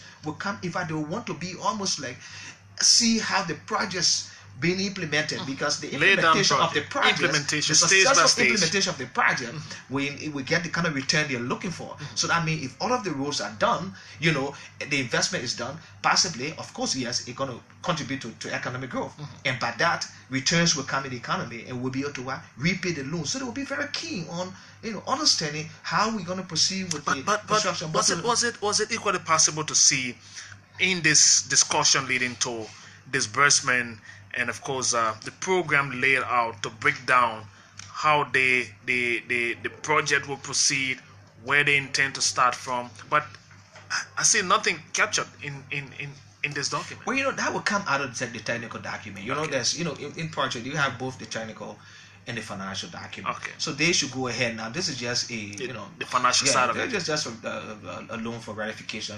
It's not going to be bulky with all of that, but there will be project document of each of those big projects, of course, and that's where you see all the detail in terms of what the technical drawings and the technical details will be, the financing and all of that. Of course, the money is available already, but then how do you get to some of the companies? Because some of the companies that will be hired under our procurement law or under our financial management system, you have to pre-finance. So even some of the companies that will be higher, we have to go ahead and pre-finance the works. But from the way we see it, I'm not sure we're going to go into going out there to look for companies anymore. But that's the point. Because the company also signature the agreement. The Minister of Finance signature the agreement. The Minister of Public Works signature the agreement. And of course, the chairman and CEO of the loan company equal the signature of this document. So it's a done deal here. I hope it's not. This is, until it's ratified by the legislature, it is not a done deal. And that's why some of us feel it makes sense to come and talk about it. And we are working with our legislators also from the Unity Party. We will hold our feet to the fire. This cannot continue. If this agreement with all of these elements be ratified like this, then someone will have vote of no confidence in some of our legislators. When the Liberian people tell you, because this will be unacceptable. We are desperate for development. So people right now, even if you open these lines, people start to tell you, say, you know, the care less about the danger involved in this. Let me cut you off. You know, one of the things people need to understand. Look, we want development. It makes sense to have development. Yeah. But you know why? This country has been affected over the years by corruption. All right? And this is why we went to crisis. This is why we have been left behind as a country. And so because of that, people still need to be careful and concerned about how we proceed as a country. And that's why putting in place system, procedure, policies, and processes, and it showed that people abide by those will help to minimize corruption. That's the point. And that's why earlier I said that, look, personally, my credibility level for this government, for example, in terms of its ability to manage this kind of thing and pursue it, is very low. Why? Because up to date, there is a law that says government officials coming to offices should do what? Declare their assets. It's the first step to fighting corruption. To date, the president has not. None of his lieutenants, they refuse. But let me remind you of something, Mr. Giddens. Let me remind you of something. Okay. Somebody is asking a specific question here. Whether you live in Liberia when the Unity Party government signed those 66 plus bogus concession agreement, and so what is wrong with this government wanting to sign an agreement that will bring about development to the country? That is not bogus, they call it. Well, let me say this. And people like to talk about the 16 agreement signed. All of those agreements, Madam Salif Hossein asked for an audit to be done. Okay? And if you go and read it, it's not 66. That was bogus. If you go and look at the more Stevie report, it's less than that. But you know what? But that was bogus. There were procedures. No. Go and find that agreement. Go and find that report. There were procedural issues. And that's the thing I'm talking about today. If they had to do this, they didn't do it, they jumped over and did something else. The point I'm making to you is, so because the 66 was bogus, for example, we come back and we should continue the same way? No. And that's what I tell people. It doesn't mean because it happened in the past, so we should continue with that. No, let's try to fix it. Let's try to fix it. And this is the point some of us making. And I can tell you, when we got at the Ministry of Public Works, there were a lot of issues there also with agreements. Some of the agreements. And we make sure they were done properly. You can go now to the PPCC Double Jara and ask him, when Minister Mo got to Public Works, all of the agreements, all of the contracting processes we did, we made sure it went through the right procedure, because this is what makes the country. This is what fits the country. All of us want to leave from here and live in other places and expect the other places to be okay. We don't want to work to make it better yet. And this is not about politics. I'm from the opposition, I agree. But I'm speaking facts. The company should not be in this agreement. There's no justification for this. The Minister of Finance, now the Minister of Public Works can justify why this company name is in here. There's no reason. And if there's a justification, it's wrong. If it is a precondition for giving us the loan, it's still wrong. It shouldn't be, because we're providing a collateral. So let me ask you. So in the discussion leading to such agreement, who should sign for the government of Liberia then? No, they should sign. Who should sign? They should sign. Who signed? The two of them. The Minister of Public Works, of course, and the Minister of Finance. Yeah, they should sign. So why are you having issue with it now? Because the two of them hire a company, and they have no authority to hire a company. Okay, the company hired that also witnessed the signing of this document. Yes, the company shouldn't be in this document because they have no authority to hire the company. There is a process by which companies are hired to do work of such nature. Okay. That's the point I'm making to you. And as like I said earlier, it's not that we do not appreciate the fact that we need money to invest in our infrastructure, but it has to be done properly. And I will say to you, there is this impression that not much has been done in terms of our infrastructure. Let me hear one justification from a stalwart of the coalition and of course a member of the National Legislature. He's trying to get to us on our Karas Moses Gray. Now you can return that call. I know maybe he want to make a point here on what you are raising, and so that as soon as I can see his call to the phone that way, I will definitely take him. So let me hear what his argument to the discussion is. Honorable Gray, you had more time here today talking. Let me see if I can get you on the line right now. Please go ahead, Honorable Karas Moses Gray. Thank you very much. Thank you very much for our brother in the studio. Okay. I'm so happy that under this government that he asked our open beyond what he saw under the past government. He said he saw something, but he didn't talk about it. But I'm happy that he can talk about those things here. The first thing is that the Justice Minister has provided his legal opinion to the National Legislature. We read that, we sent it to the leadership on that loan agreement. The second point here is that let me ask you before you go further, what that legal opinion of the Justice Minister you read? The legal opinion is the acquiescence of the agreement. Okay, so that means okay. So he raised that issue, and let me just tell you, it's done already.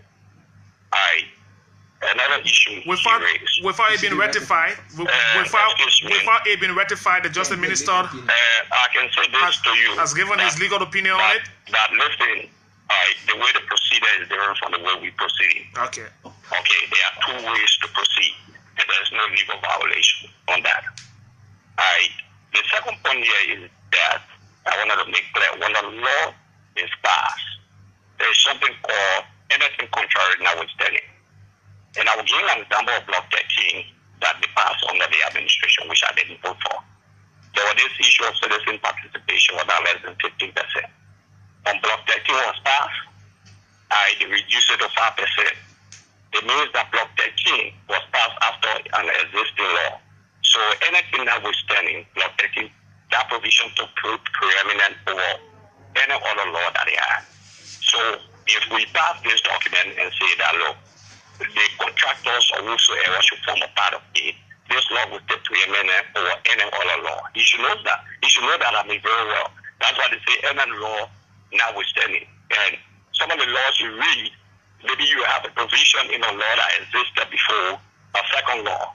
But the second law that was passed before the first one takes preeminent over that. And when you talk about the issue of credibility, look, administrator of Public Way, he worked there by then. In the legislature, they were just giving letter to proceed. Now you saw the banking institution running beyond the let me ask you just 1 minute, Mr. Honorable Giddens. So let me ask you, Honorable Gray. So in this document, I'm sure you've seen it.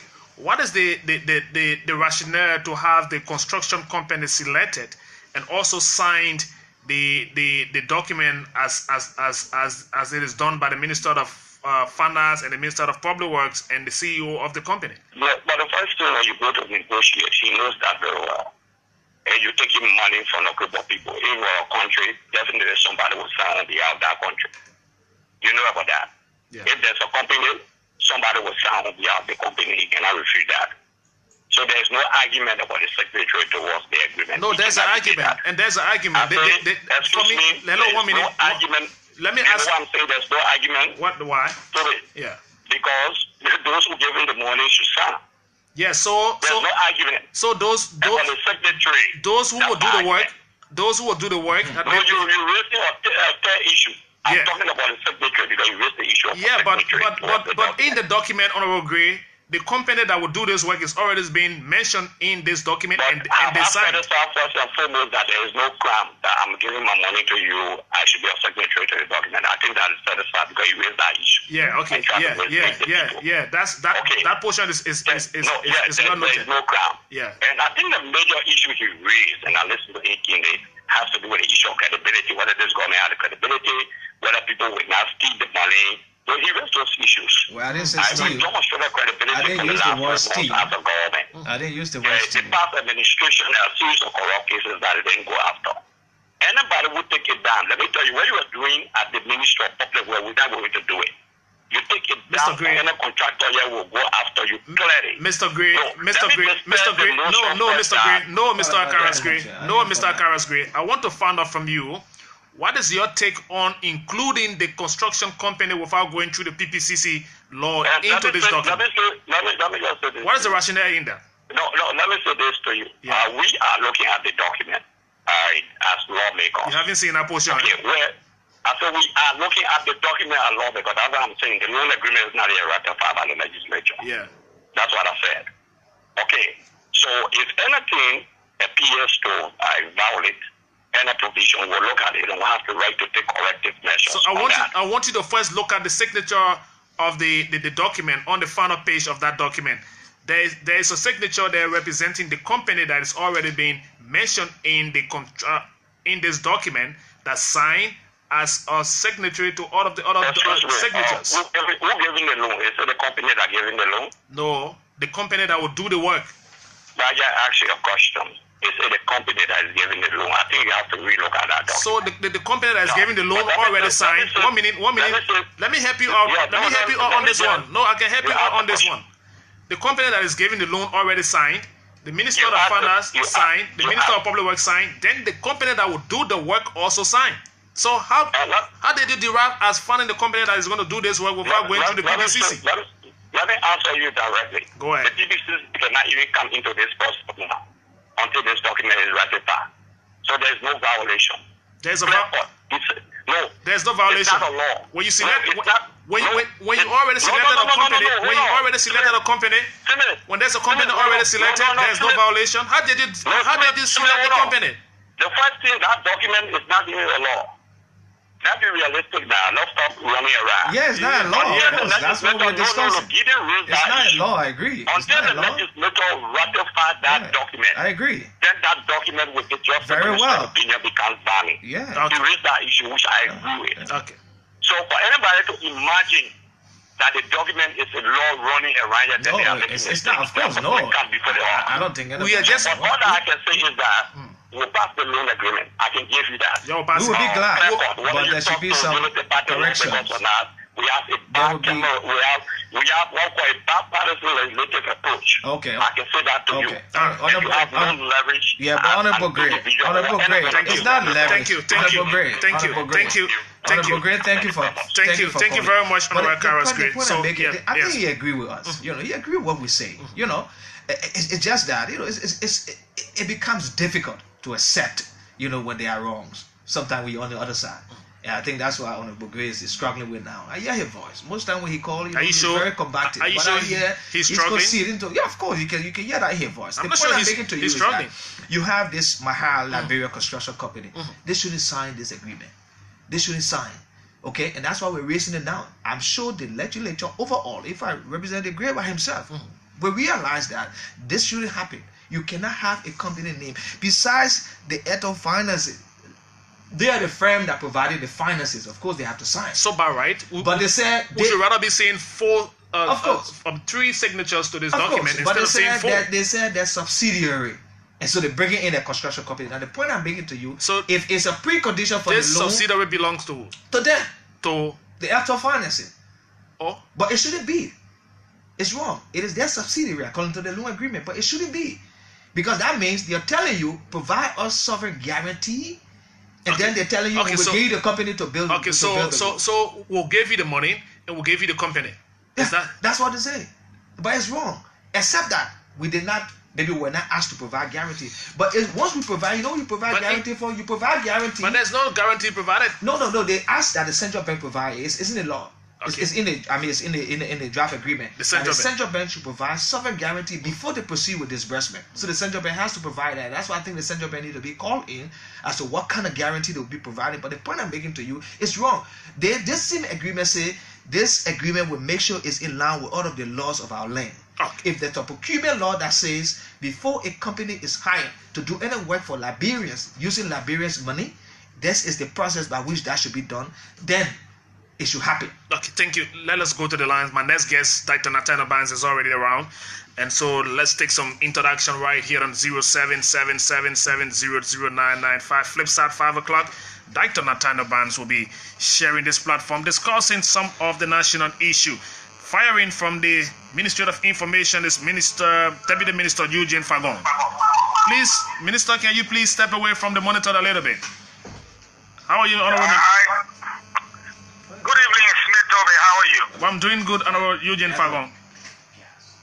Well, thanks for having me, and thanks to all of you in the studio. I'm glad and I'm very, very happy to note that this would not ordinarily, I'm speaking English, happen under the previous government, where transparently this loan rectification now before the legislature is being openly discussed on radio. Well, I'm not calling to call into question the credibility of the individuals that seem to have been suggested by them with regards to the government. What I am saying, credibility begins with transparency. And the fact that they could openly look into the document and see what they perceive to be an error or something they disagree with speaks to the credibility of this government. Now, I hold firm to the point of Mr. Gray that it is not a law until it becomes a law. And that is exactly why we are discussing it. Now, disregard the particulars of the document in question. What baffles me is that the people that did not allow for transparency and credibility that led to the disappearance of hundreds of millions of dollars can now today stand up and say we question the credibility of a government that is yet to show. But let me find out from you just 1 minute before you go. Just one follow-up question. Isn't that equally a good thing for the people you consider talking about the document to go into this document and bring some of the issues to the government of the day attention? Some of you first time in government, maybe there's something that you ought to know that they are bringing to your attention. Can you take that in good faith? We're taking it in good faith, and that is why we're saying it's a welcome idea. But to bring it to question the credibility of our government against the backdrop of who you were before, I think it's going too far.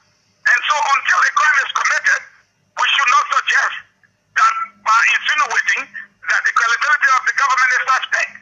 This government will be the most transparent, the most tolerant, the most informative government to its people. The proper agenda is on course, and nothing is going to derail it. Under this president, let me assure you, Smith Toby, and the honorable gentlemen in your studio, that today we are happy that they can discuss on the radio a document that is before the legislature for rectification. We are so happy. We did not have that opportunity to do such, to scrutinize documents before.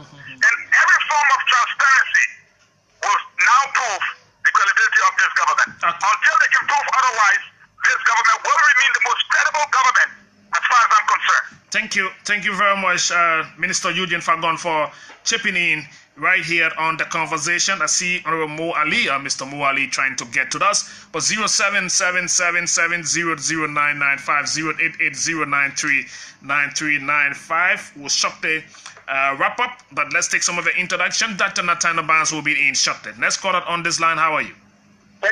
Good evening, Mr. Smith Toby, also to Mr. Giddings. Yeah, please go ahead. Good evening. Thank you. This is Mungai. This is Morris Moses Mungai, and I call from Jacobstown. Please go ahead.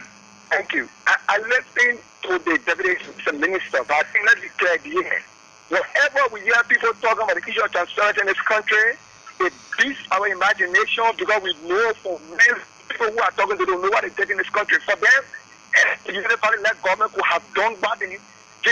Okay, they could have put people on the street protesting that they are not going, Unity Party are not going to the PDC pass, and today Unity Party has signed a concessional agreement to build robotics house. But people don't each other services because you are aware they are lying in the president's budget for special presidential projects. But whatever the president does, anything he says, he does it for your pocket. Okay, thank you. I'm not going to that direction. Let's stay in line with what we are discussing. Let me join Mr. Mo Ali. Mo, you following this conversation? Please go ahead.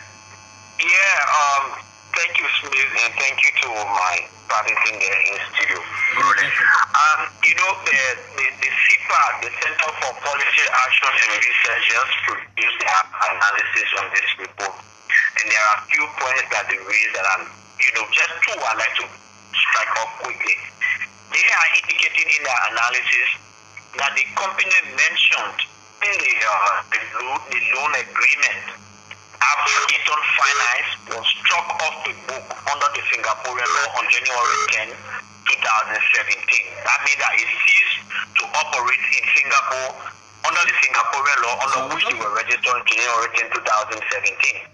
And they only re-registered in Hong Kong on March 15, 2018, because under the Singaporean law, when the company is struck off to re-register, you have to take 6 years unless there is a court order to put them back on the market. So, they are saying probably they just re-register in Hong Kong for the purpose of this loan. And secondly, when you look at the loan agreement, you see the person who is lending the money, the lender, their bank details are there. But then we would have given the money to the borrower, our bank details are not there anywhere. And let me just tell you, that during the days of the Unity Party, we brought about openness in this country. He was laying out somewhere in the United States, he knew nothing about Liberia. Every single agreement that was signed in this country, everyone was given the opportunity to scrutinize it, to critique it, and come up whatever judgment they wanted to. They did not take the opportunity to do so. We did. So when people say bogus concession agreement was signed, they were not bogus. There were some small mistakes. Had they played that role as opposition to critique them like we were doing, we may not have fallen into that. Right. That is the reason why we are critiquing them to recommend so that they can be able to do the right thing. Thank you. Thank you very much, Muali. Let's take 3 more calls quickly now so that we can get the response of Mr. Giddens here. Then we'll close up. Next caller on this line. How are you? Yes, Smith. How you doing? Well, I'm doing great. How are you? Well, thank you. I'm actually constrained to participate on the segment of your show. But anyway, this is Charles Kennedy. Why you call constrained when you call every day? No, I mean on this segment, of your show, I'm constrained. All right, go ahead. The statement made by Billings, in my mind, I consider it to be highly toxic.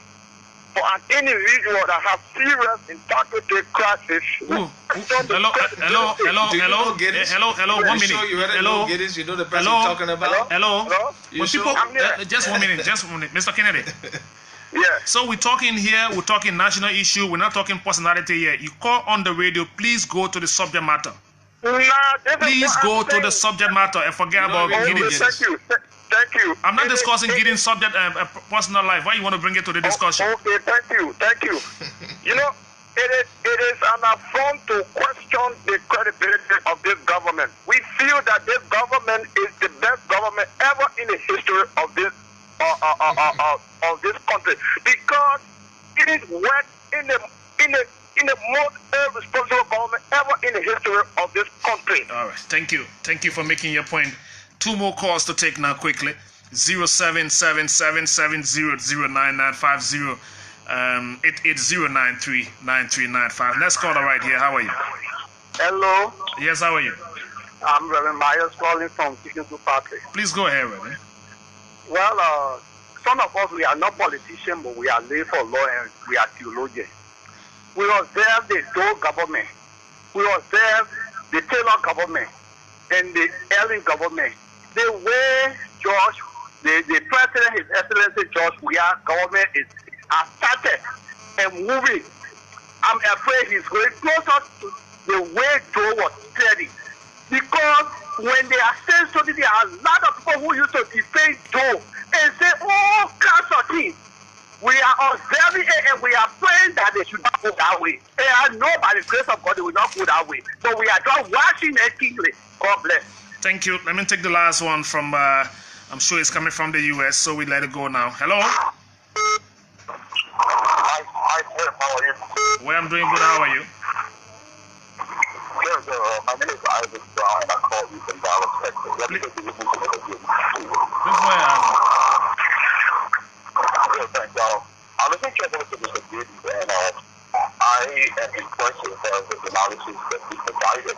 But I'm just very concerned because in as much as we all wish the government well, but what I'm saying, if the legislature is like just we could be effectively related financial details.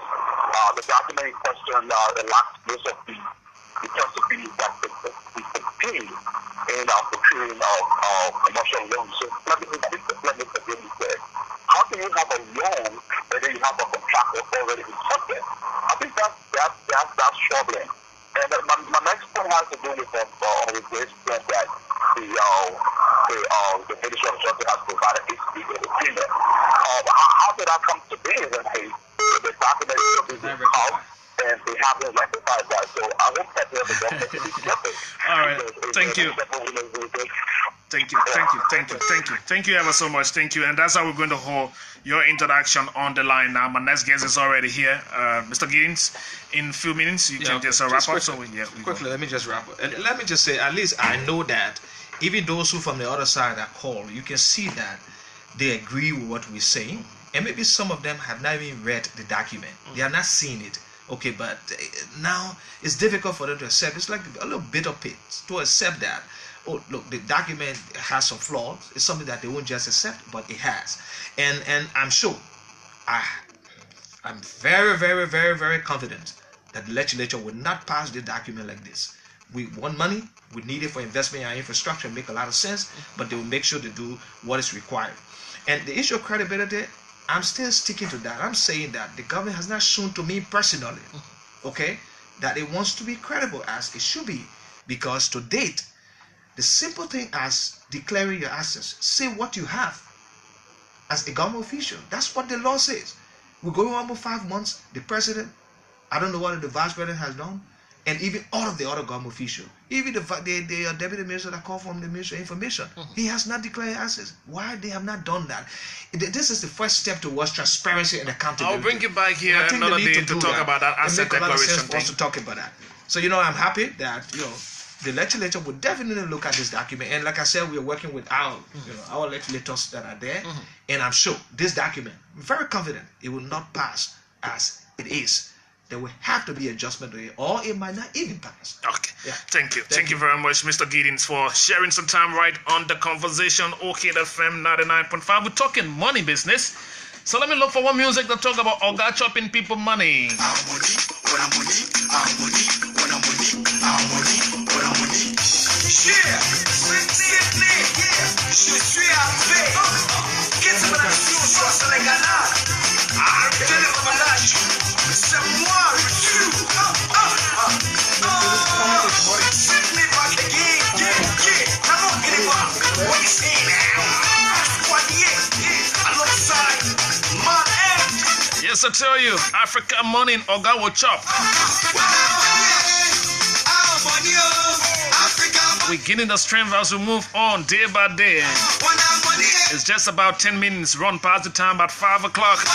Dr. Nathaniel Barnes is already here, always smiling. I'm going to ask him about the secret behind this smile. But we'll get on talking and talking and talking. Oh God, the chop.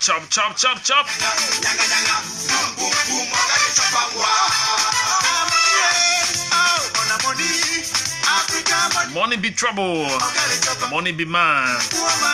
Woman they work, rich men work, poor men suffer. Happy birthday, the viewers celebrating. My birthday is loading already. My producer says, let it start loading from the 30th. But it starts loading as of tomorrow, right? Chop. All of our viewers on the social media, how you all doing today? Keep watching, from the north to the east. Wherever you're watching, let me say good afternoon, good morning to you. In the US today, there's Memorial Day, so our friends are all home and watching us. Let me say good morning to you, Ruben. How you doing? After walking, relaxing, and viewing the show, what's cooking, what eating, what's going on with you? Keeping the smiles, looking back home and talking Liberia politics, all of our wonderful friends. Let's chop some money.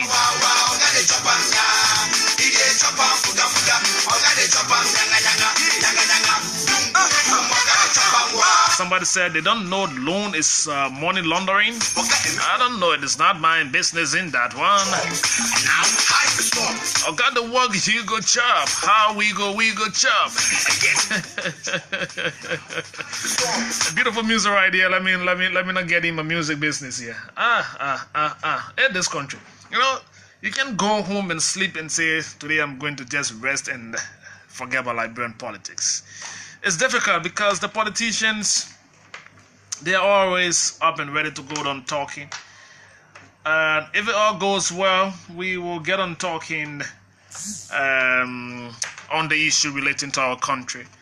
It's been difficult to get, but for the reason of keeping the eyes on the growth of the country. And I'm sure it's been over 3 months and having heard Dr. Barnes speak publicly on any subject matter in the country. Every time we schedule this, he said, give me some more time. I'm still looking. I'm sure he's seen a lot. And so finally, we talked about his appearance today. Dr. Nathaniel Barnes is our guest on the conversation. That is my pleasure. Good to see you. I'm very happy to be here. Thanks for having me, Smith. I'm always impressed with your signature smile, you know. Well, keep smiling. People will always wonder what you're up to. Okay. And I'm sure how's life, by the way? Very, very good. Going well? I'm happy. I'm content. Mm-hmm. I'm blessed. Mm-hmm. So I'm happy. Following the politics of the country? I have been following the politics of the country, and you mentioned the fact that I've been sort of quiet in the background. I had observed that every time I express an opinion, for some reason or another, people see it as being critical, or criticizing the authorities, and that certainly has not been my intent. If it's considered criticism, then it should be considered constructive criticism. Because, Liberia is, for all of us, we all want to see Liberia successful. So, as a result of the majority, we have an administration in place that was selected or elected by the majority of the people. So it's in all our best interests to do what we can to make sure Liberia succeed. So with me, I'm never anti-anyone. I'm always pro-Liberia. So I was concerned about that, that I don't come across as just making criticisms. And I've always tried, whatever I do, that before I criticize or before I make a comment, I always try to have a proposed solution or some way to how I think the problem could be solved. So I just want to, in this public manner, say that I'm not anti-anyone. I'm pro-Liberia. I will do whatever it takes, lead, follow, work, think, to see Liberia successful. Beautiful, strong opening comments here from you, Dr. Nathaniel Barnes. So I'm sure it's over 100 days, 4 months plus into this administration. Not within, but from the outside, you've been watching and following all of the talks surrounding where the government is right now, how they started. You've cataloged some of the issues. What exactly have you seen so far? Well, traditionally, 100 days is supposed to be like a milestone. But I think that we should give the government a chance. Now, the one thing that has hampered just about every government that has come into power in recent times has been expectations have been very, very high. Why do you think people create such high expectations? Because of hardship. People go through hardship, poverty, difficulties, challenges, and they begin to build their hopes on change, a new administration, a new leadership.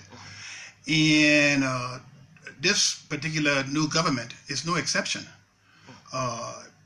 Overwhelmingly won by a significant majority, but expectations were all very high. And when you're in a very difficult situation like we are in, look, we must not forget the fact that Liberia is in a very difficult position. We are among the 5 poorest countries on the globe. So I'm saying that to say, yeah, 100 days is a marker.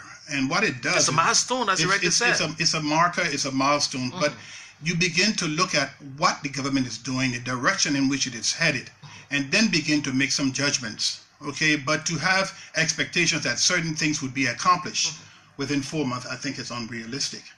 Now, one thing that I have recently... But so then, why should people consider looking at a government performance after 100 days? If at all 4 months of what operation, I think the 100 days should be would be unrealistic then. I think what should be observed in the first 100 days is the plan, the strategy, and the probability of success. So I don't think that people should expect major accomplishments within 100 days.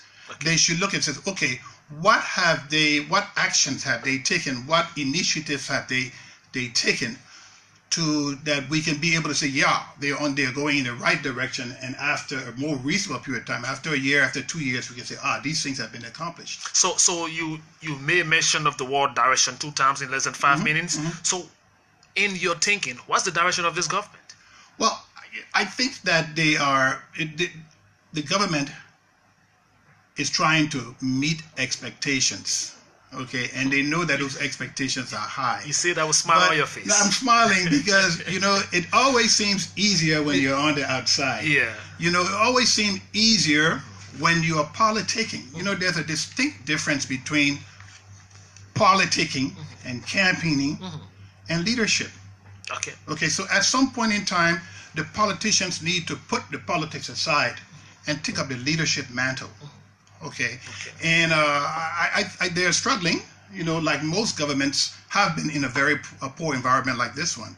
One thing that I think has been very positive for me, and maybe I'm biased because I was able to participate, is the Ministry of Education last week had a summit, a 3-day summit. National Education Summit.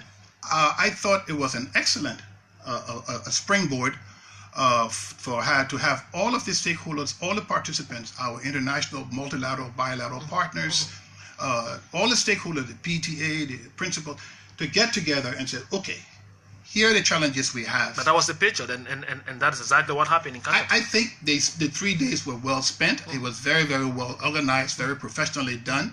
And I think the issues that were tabled and discussed were all pertinent to the future of education in Liberia. Okay. So I think it's a great first step. A little slow to come, but it was worth waiting for. And now the thing to watch is, okay, you now have a plan. You've shown all the players that you have a plan, and many of them have bought into this plan.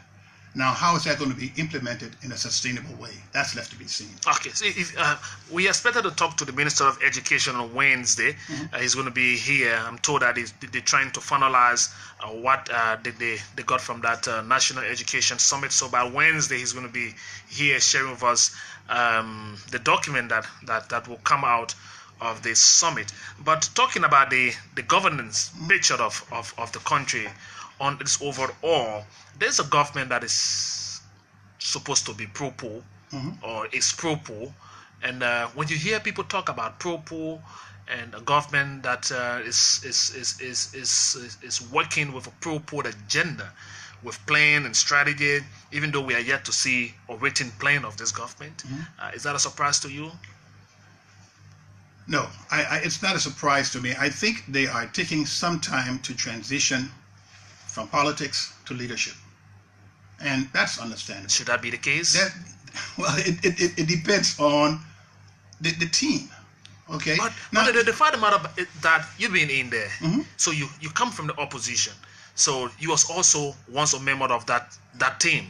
So a government in waiting is the opposition in waiting. So in 12 years, they've prepared for this. So why are we still struggling to get a document that will tell us the vision, the leadership of this country? I think they know what the issues are. That thus pro-poor. What they want to do, in my mind, my interpretation, my observation, is to create a certain amount of equity within our society, political, social, economic equity, by focusing on those that may have been marginalized, that the focus have not been on in the past, as far as they see it. The right approach.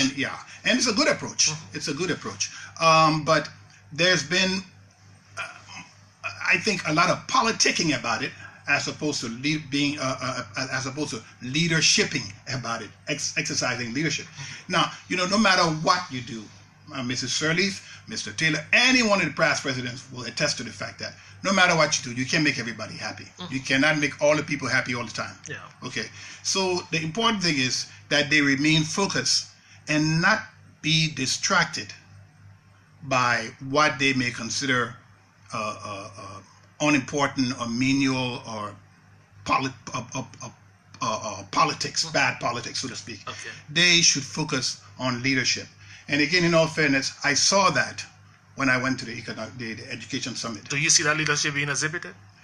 At the Not just at the summit, on the national level. Well, in some areas, Summit, yes. The summit was just... Put it this way, Smith. Okay. Okay, there's a certain unevenness in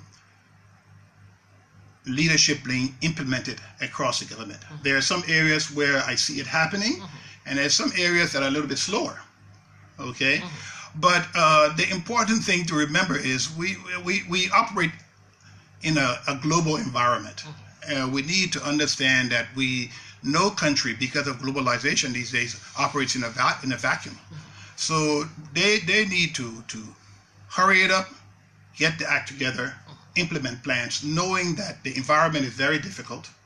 You know, when you're working on under $700 million budget with all these priorities that we have, and there are priorities within the priorities, you have to sort of not mind the noise of the crowd and focus on what you need to do and just do it. You know, I've known you for years. We've had introduction many years back, and even in recent time. You've been one of the sons in our country that very frank to the issue and speak your mind. My few minutes introduction tells me that you are speaking, but I'm not sure you're speaking the mind of Dr. Barnes. No, I am speaking the mind of Dr. Barnes. I'm speaking about that in a cautious way. Okay. What are you being so cautious? Because listen, there's been a lot of criticism of the government. Are you afraid are you equally afraid to criticize the government? Trust me, Smith. You've been very frank. I fear no one. I fear no one. Okay? And that's probably happening why I am the way I am today. I'm very comfortable with what I am. You know, I don't need to cater to anyone. Okay? Sabi, don't get worried, my friend. Okay, I know what I want, I know what I do, and I know how well I can do it. There are things I know that I don't know, but I know where to go and ask to find it. Okay, but no, I'm speaking, maybe you're right, with a certain amount of reticence, because I don't want to just criticize. Okay, I told you, if I criticize, I want to have a solution. If I say, for example, foreign policy. We will get there. Okay, we will get there. Okay, education. Okay. I was invited by the Minister of Education prior to the summit. I saw what he was planning. I said, this is a great idea. Guess what? I have an idea. And when I told him my idea, he said, you know, I like that. Come and participate as one of our panelists, make a presentation. So I can't just make a unilateral statement that the government is not being effective after 4 months. I don't think it's fair to the government. Okay. But at the same time, let me finish what I'm saying. At the same time, what I'm saying is, there are inconsistencies, okay? With some areas we see progress, and some areas we see very little progress or no progress at all. Okay, so I'm saying, well, they need to work out a plan, build a team. Specifically in terms of inconsistency in some of the areas, where exactly have you seen? Well, I've seen some inconsistencies in foreign policy. In foreign policy. Okay, I've seen some inconsistencies in agriculture. Okay. But at the same time, to begin to, I want to manage my own expectations. I'm saying to everyone out there, we all need to manage our expectations. But I'm saying, look, listen, they have 6 years. Okay. Give them some time. Okay. How much more time? But at the same time, how much more time do you think we should give? At the same time, should give this government? If we just get up and start to criticize and criticize and criticize, okay, then what good are we?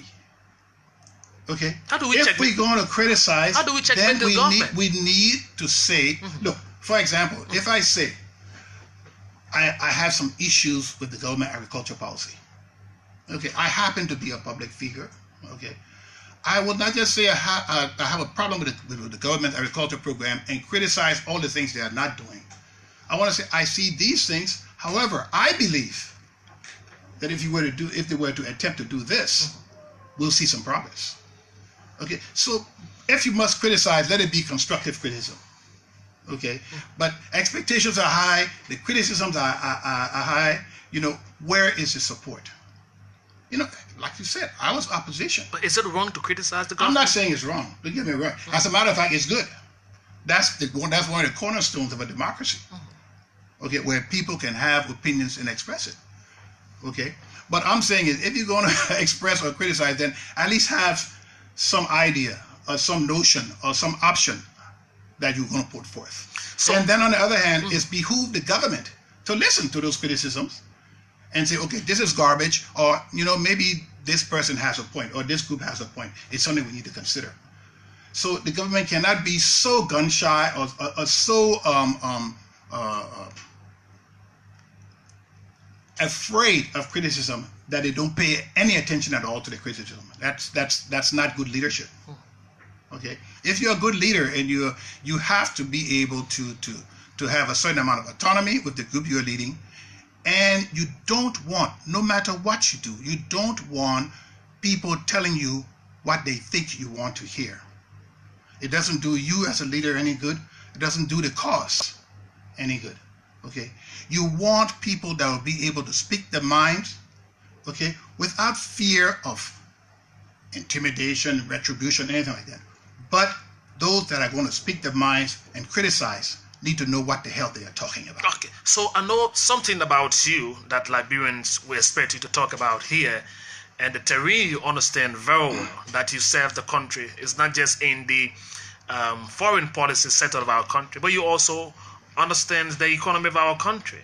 The current picture of the economy looks, should I say, bad? But I hear this blame shifting here, that it was the then administration that put it in the shape that it is now, and is now the work of this government that got so much expectation and excitement from its voting population. Why do you think the economy of our country looks the way it is, and there's this news of hardship that is now even walking on the street? I think it's a manifestation of several things. First is the impact of the global economy.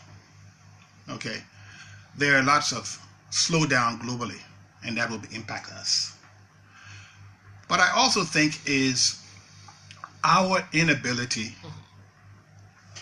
to manage our economy using both sides of the balance sheet. Okay, and that in itself has two pieces. We always focus on how can we expand the revenue space. How can we get more revenue? How can we get more taxes? So how can we get more revenue through increased taxes or all the other different means of positive cash flow? Okay, we always look at that. But we pay very little attention to how can we improve our productivity by managing our cost. Okay. And that is one of the problems that's impacting us from an economic perspective. We do not manage cost. Why does a minister of government ride an $80,000 car? Why does a member of parliament or a member of the legislature drive a $65,000, $75,000 car? What is wrong with that? It's too expensive. We can't afford it. Being the fourth poorest country in the world, we can't afford it. Okay? We need to manage those costs.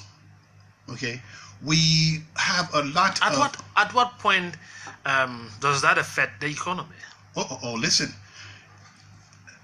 For example, instead of buying 5 SUVs at $80,000 a piece for $400,000, why don't we buy 5 $30,000 cars for $150,000?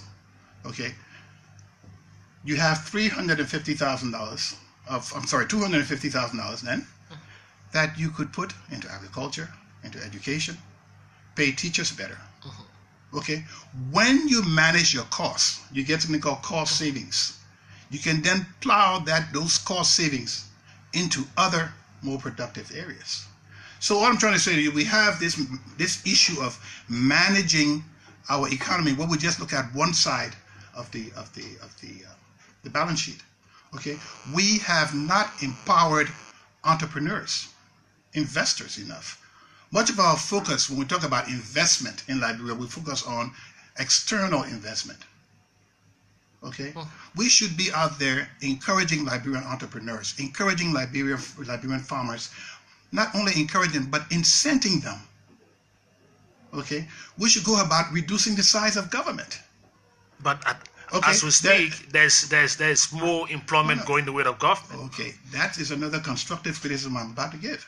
Okay, there's a rule. It's called the 80-20 rule in the U.S. 80-20 rule. 20% of the people do 80% of the work. In Liberia, I've dubbed it the 90-10 rule. So we have institutions. Well, we don't have institutions. We have entities. Okay, here, where we have. What's the difference there? There's a distinct difference. We don't have institutions in Liberia because with institutions, they provide continuity. Institutions in Liberia are a revolving door. You got one government that's in there. Okay, that government leaves, a new government comes in, and everyone in that particular institution is replaced. Therefore, you do not have continuity. You do not have institutional memory and all that. You got to break down the system. Absolutely. To build institutions, you need to have consistency. You need to have continuity. What I suggest, again, constructive criticism. Let's look at a system where we would say, in all of our ministries and our agencies of government, from the assistant minister level down are all civil servants, professionals, technicians. They are selected based on their ability to produce. They go through a civil service testing process, and they are vetted and get in those positions as technicians. And regardless of who is in the political leadership, they are there. Because they are the technocrats. They are the technocrats. They are the ones that do the work. Okay? So what I'm basically saying is, now for presidential appointments, you say ministers, deputy ministers. Assistant ministers down, let them be the professionals. Then you begin to develop institutions. But for example, this government is yet to purchase its own fleet of vehicles. What I see in the news, all vehicles from the past administration. So why must you purchase a new fleet of vehicles with every new government? It's not necessary. Okay. What again? The issue of, for example, let's talk about vehicles. Yeah. Okay. What if we determine, look, Mr. Minister will buy you a $30,000 vehicle. Okay? $30,000 vehicle. Why? You want to drive an $80,000 SUV because of the prestige behind being a minister? No. That's what the government can afford. We'll buy a $30,000 car. But a pro government is not expected to even buy a $75,000 vehicle. That's what I'm saying. Whether you're pro or no, whichever government I'm saying, any government in a country as poor as Liberia need to be very, very cost conscious. Okay, so why don't we say we buy you a $30,000 car, okay, and we'll put you on a plan. So every month we'll reduce your salary by, just for talking purposes, $100. Okay, $200. At the end of 3 years, the vehicle now becomes yours. One would say, well, why would you want to do that? You're selling the car for a lot less than what you paid for it. But at the end of 3 years, the vehicle itself moves into another cycle. It moves into the cycle of maintenance into repair. If you do that, you are avoiding the cost of repairing those vehicles. Onto government now. You are shifting it to now the new owner of that vehicle. Yeah. That's not a government expense. You see, we need to work smart. We need to think smart. Okay, and but to the point that when people talk about the high costs of living in the country, while it's true that at times they paid attention to the laws rate around government officials, but people are looking at the bread and butter kind of issue. If we become more cost, down the street, down the road, the reason why in the marketplace. The reason why this is happening is we are not cost conscious and we are not savings conscious. Okay, of course people can't save when they don't make money.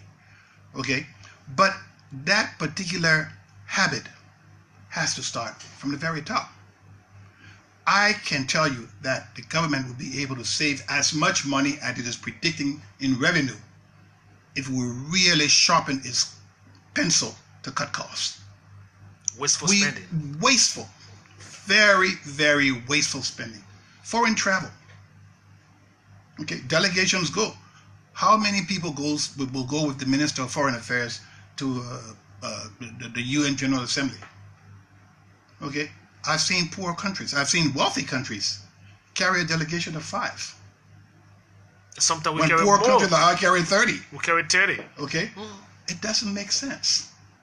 First of all, you need the essential people that will, as a matter of fact, make something that will contribute to the value of Liberia and bring something back. Okay, why take 30 when you can take 5? Think of the cost savings you get from the per diem, the airfare, and all the other associated costs if you were able to reduce the size of the delegation. Reduce the number of travels. So to save some money and keep it in our economy, people reference the issue of high salaries, and now is a discussion ongoing. There's a recommendation from the president for his executive, those in his cabinet. There will be this reduction as of the new budget here. But some people still don't see it as the appropriate way to go in terms of putting money back into the economy. I think the fallacy there is, or the problem there is, it's the issue of high salary is one thing, but consistent salary. So that if a person is a minister, all ministers make the same amount of money. All directors, same amount. We need a system that has pay ranges, pay scales. Okay? Is that how it's working here? I don't think so. There's fluctuation? There's a lot. I mean, I know that there are instances where one minister might make $10 and another might make $3. But why is it working like that? That's exactly what I'm saying. It's not consistent. So we need to put in place a system that will pay a person at this grade X number of dollars, regardless of who you are. Okay? But these salaries were based on individually negotiated arrangements. That shouldn't be the case. Okay? Every minister should make the same amount of money. Okay? One minister drives a car that's at one value, the other drives a car at another value. No. Okay? So we need systems, and that's where the issue of institutions come into play. We need systems that will make sure we have consistency. Okay? And it's a matter of saving money, saving costs. So how in your thinking or in your recommendation or suggestion to a government that you said it's too early to talk about or criticize, or maybe give them some more time or chance to do a lot more, how do they work to tackle some of the basic issue currently the Liberians are talking about? Their expectation, their excitement that started, I'm not sure it is the same as we speak. Smith, let me say this, and a lot of people out there listening to me will say I'm being critical, and if they want to say that, that's fine. One of the fundamental problems I've observed is during the politicking, during the campaigning, there was a lot of talk about corruption, nepotism, inadequacies, ineptness, the absence of capacity and all of that. We had a system that was not working. The system was rotten. Okay? A new administration comes in. And based on that rhetoric, one would think that the focus would be on fixing those particular issues before you attempt to build on it. Now, everybody in Liberia, all over the world, all Liberians know that we have a huge problem in Liberia. The foundation is weak. The foundation needs to be strengthened. In my humble opinion, don't attempt to build anything on top of that foundation until you've strengthened it. Let's attack the issue of corruption with a lot of courage, okay? Because corruption is one of the main assets that's crumbling this foundation of ours. Okay, let's tackle the issue of ineptness. Okay, but I'm saying, okay, we pointed out all these things. That should take a very strong political word to do. Those of us in the opposition criticized this thing and talked about it and talked about him to death. Okay, I think the good analogy here is this: there was much criticism, and I was part of that criticism. I said, look, you started to build a road to Belayala. The thing started off at $5 million. It eventually climbed to $25 million, and the road was never completed. That's the truth. The records will show that that particular situation happened. So now we understand that, but then we come and we say, okay, we are so enthusiastic about showing what we're going to do. We're going to borrow $500 million to build a coastal highway. Well, why do we think that we couldn't manage $5 million that went to $25 million to build a highway that never got built? Why would But that was accountability. Why would it not? Has it been repaired? Has it been fixed? Okay. How do we know that the same symptoms that were there, that are still there, will not erode that $500 million? Corruption. It's still there. So what I'm trying to say, and those out there that I want to see this as a criticism, that's fine. Okay. But I consider it constructive criticism. Let's focus on the foundation. Focus on the things that we politic about, okay? Then we build on top of that. But this president has said to us times with our numbers now that he's going to be very tough on the issue of corruption. Even promised that anyone who's corrupt will not find a space in his administration. So it tells us that he's very frank with the approach, and he's going to work and make sure that on that aspect of keeping Liberia's civility, he will achieve that. That's nice, and I agree, and I believe him. I believe him. I believe his intentions are good. Okay, but fixing the issue of corruption or addressing the matter of corruption, it takes, like you said, political will, but it takes a lot of courage. Okay, and all I'm saying is, don't try to build on a system that you haven't shored up, that you have not enhanced, that you have not tried to build on a foundation that you haven't shored up. Let's fix the foundation. Let's strengthen it. Then we build all the other things up. The issue of reconciliation. That's another foundational problem we have. Is it still an issue? Of course. Why are we still talking reconciliation here when no one wants to implement the TRC and go to war crime? We're all sitting right here. Okay, but it still is an issue. And probably is an issue because we've done nothing about it except talk. Okay, until we are prepared to come to grips with the What is there with reconciliation? Are we still divided? Is there still... Do you not think that we are? When we still are talking about Congo and country and still categorizing people and still saying this particular tribe is not Liberian or these people are more Liberian than the others and all of that? I mean, do you really believe that we are a reconciled, united society? I personally don't think so. I don't think so personally. Okay, so the issue of corruption, it's not just going to go away. Corruption is embedded. Mrs. Sirleaf, former President Sirleaf said, she herself said, she did not understand the magnitude of corruption in our society.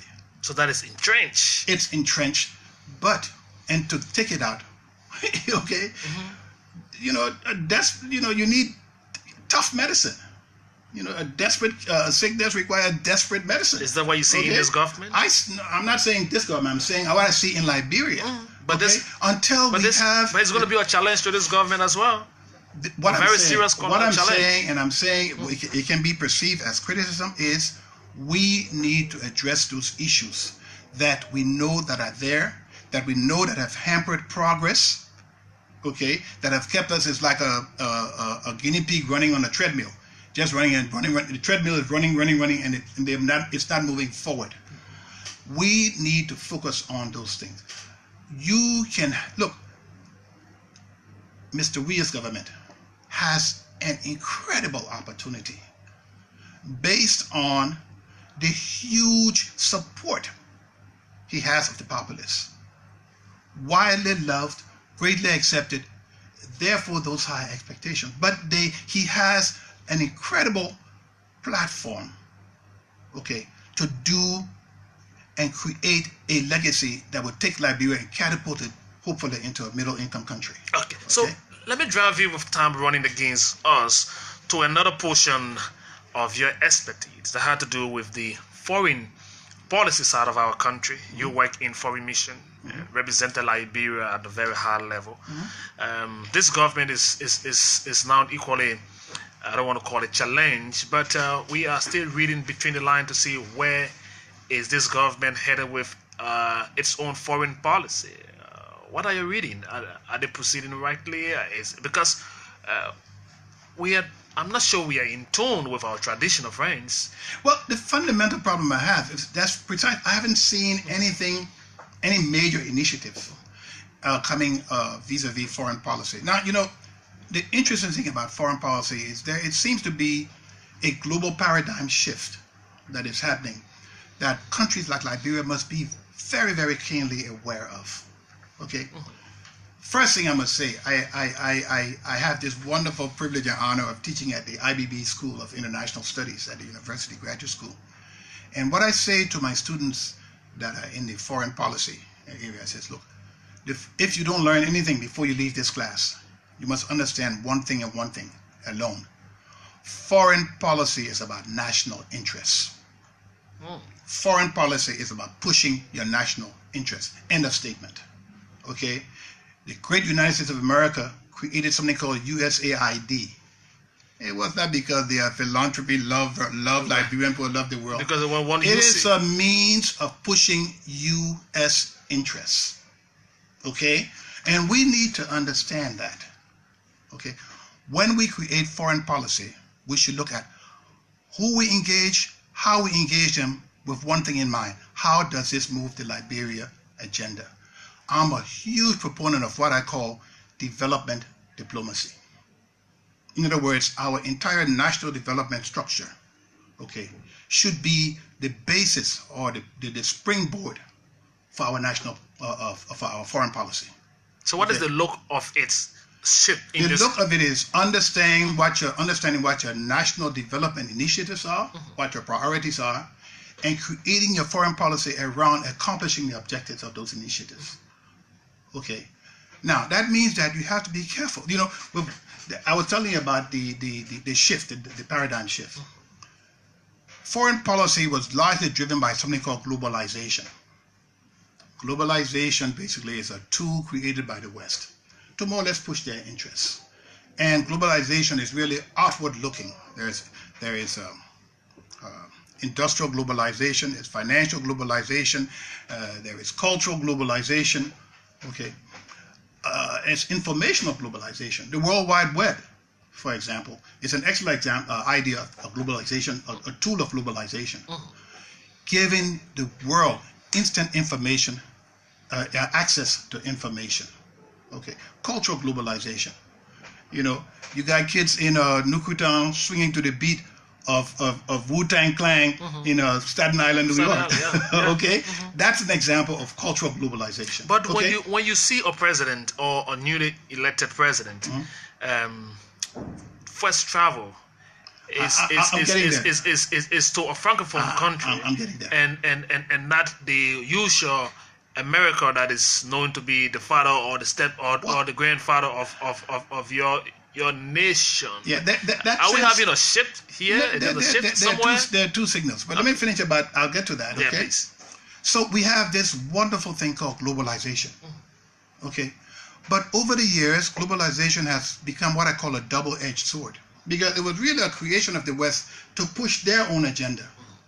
Okay, but because globalization has become available to everyone, for example, informational globalization. The World Wide Web has provided information so that even poor countries like Liberia have access to strategic information that will bring some value. For example, you're going to negotiate the exploitation of the Putu mining project.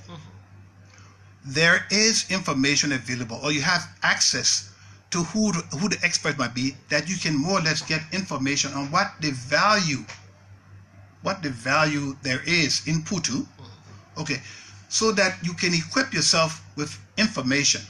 When you go to negotiate, you are not just relying on information that the other guys brought, like the geological information and what have you. You have that information on your own by researching it, getting the appropriate experts, okay? So when you sit across the table with them, you are negotiating from a position of power because you know. Okay. You understand. So now, you understand it. So now it's a double-edged sword. Those guys that used to use the globalization to their advantage, now poor countries like ourselves can use that also. So it's become a double-edged sword. And countries that are smart are no longer on the bleeding edge of globalization, they're on the cutting edge. And we need to do that. Okay, but now globalization is being threatened, okay, by something called popularism. The rightist populist movement, for example, what's happening in the US, is the antithesis of globalization. Okay, so instead of it being outward looking like globalization is, it's more inward looking. Mr. Trump is saying America first. Okay, we need to understand those dynamics. Okay, so now Mr. Weah's visit to France, I'm only speculating. I was not there to determine how it was selected. May have been a reaction to that rightist populist approach of Mr. Trump by saying, well, he's already said that we are S-pole countries, okay? Maybe we should begin to look at other options. The options that I have are based on the personal relationships that I've established in my own career. Maybe I need to, and hopefully this may send a signal, as weak as it may be, to our uncles that, hey, you know, we're traditional friends, but the way you are describing us, or the way you're describing our relationship, is not very pleasant, and we're not too happy with it. Okay, but then again, you know, you cannot shout against thunder. But I do agree with you. When you look at, before we more or less select to say, okay, who are we going to establish close relationship with? We just look at the balance sheet. Who provides the most resources that meet our interests? It's the U.S. in this particular instance. So yeah, we do need to make a generous outreach to the U.S. They are our historical friends. They have been there for Liberia through thick and thin. Okay, but while we do that, we should always remember that regardless of who it is, whether it's Liberia, France, Brazil, Nigeria, it's always what's in the best interest of Liberia. So understanding the way you intend to see foreign relation work in the government, a pro-poor government that is still trying to get hold of the governance of the country in terms of putting its own structure to the ground. The president travels a lot, but it's regional as compared to going to the West and going to other places that people think more assistance will come in to grow or to develop our country. Can that approach affect the country, or you think it is their way of meeting our new friends to bring about development? Well, it could be, but I think that the fallacy in that whole thought process is our growth, our development, our future is dependent on us, on the largesse or the kindness of those outside. And to me, I think it's a huge fallacy. Even those that are prepared to help, they need to see that we are doing the best we can for ourselves with what little we have. So I think any decent foreign policy, okay, its genesis should be from ourselves. Let's develop our national agenda, our objectives, our initiatives, and say, okay, here's what we can do. Here's what we will do. Then we engage others. But I think for too long, we've always looked outward first, as opposed to say, okay, let's do some retrospection here and look inward and see what we have, what our assets have, what our assets are, what our liabilities are, where we are in the grand scheme of things. What value do we bring to what value do we bring to this world? Okay, and then work outward. Okay, but sometimes I think we do it backwards. Okay, so let me ask you two more questions. Then we go to the lines and get the public interaction, our friends and viewers on the social media following this conversation with you are making their input, and I'd like to commend all of you for your interest in the discussion. Dr. Nathan Barnes is here.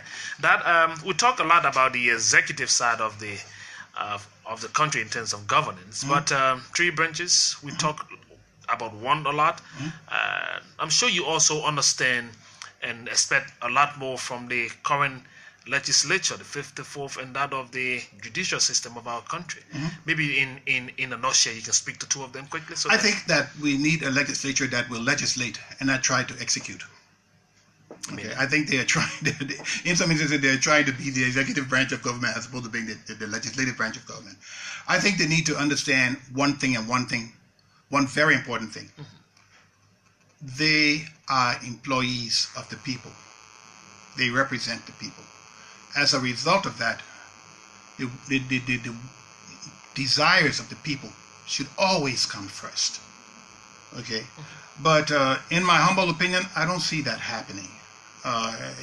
Yes, you more or less have some leverage over the budget as you make the budget law. Okay, but how can you justify $15,000 a month in salary and all the other fringes and all of that when you know your constituents are in abject poverty? Okay, so yeah, there are three branches of government. The executive branch more or less executes, they do the operations.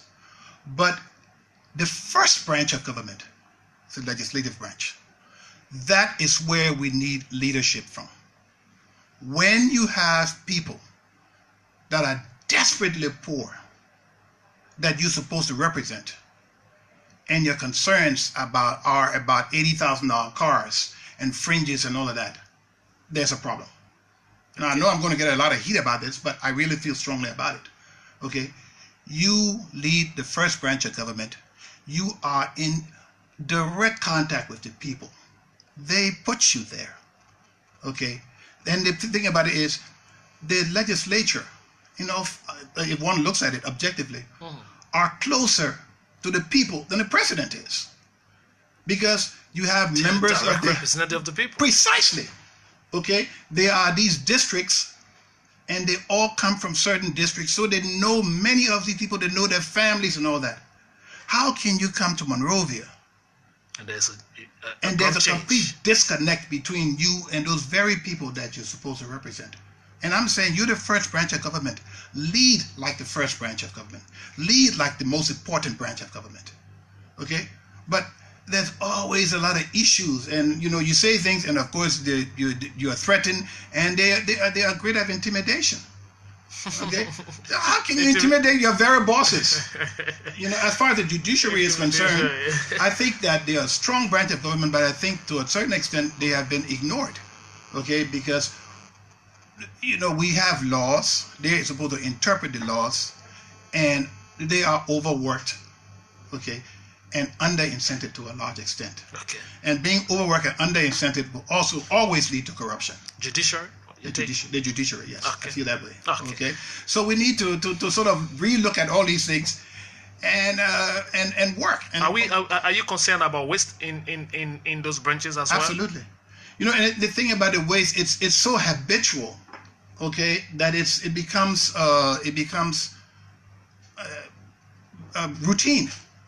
Okay, waste in our country is so habitual that it's routine.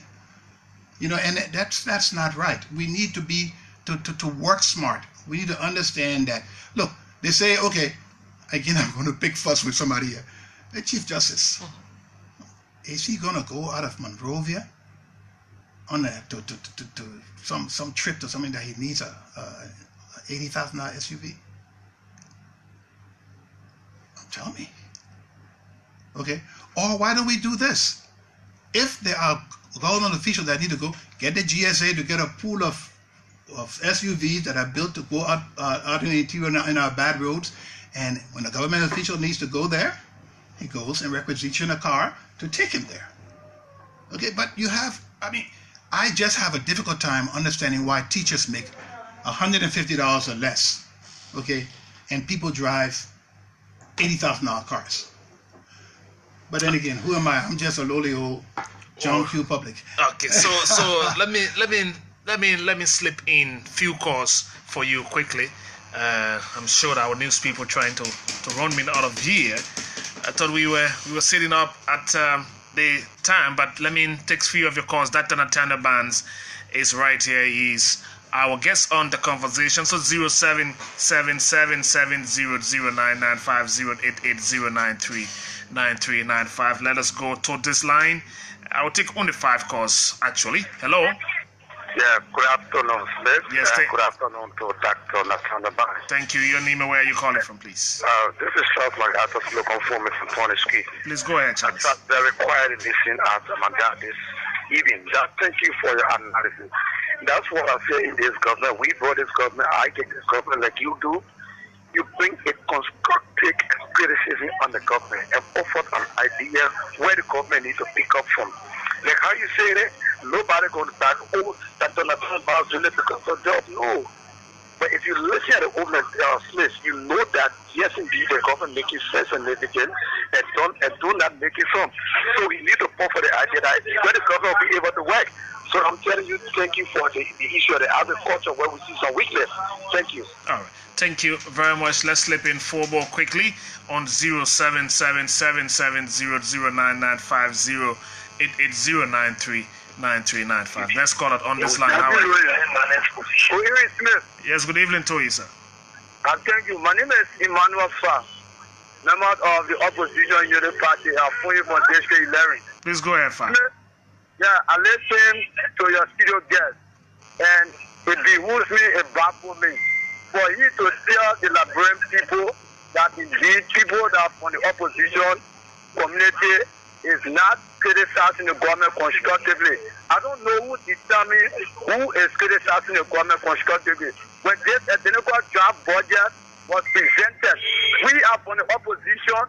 We came in with a recommendation and critique this identical budget. And today, our brother on the other debate saying that indeed that identical budget is very much realistic. And to see your studio guest for water and sewer steady up. From water and sewer, I think you listen to the wrong medium here.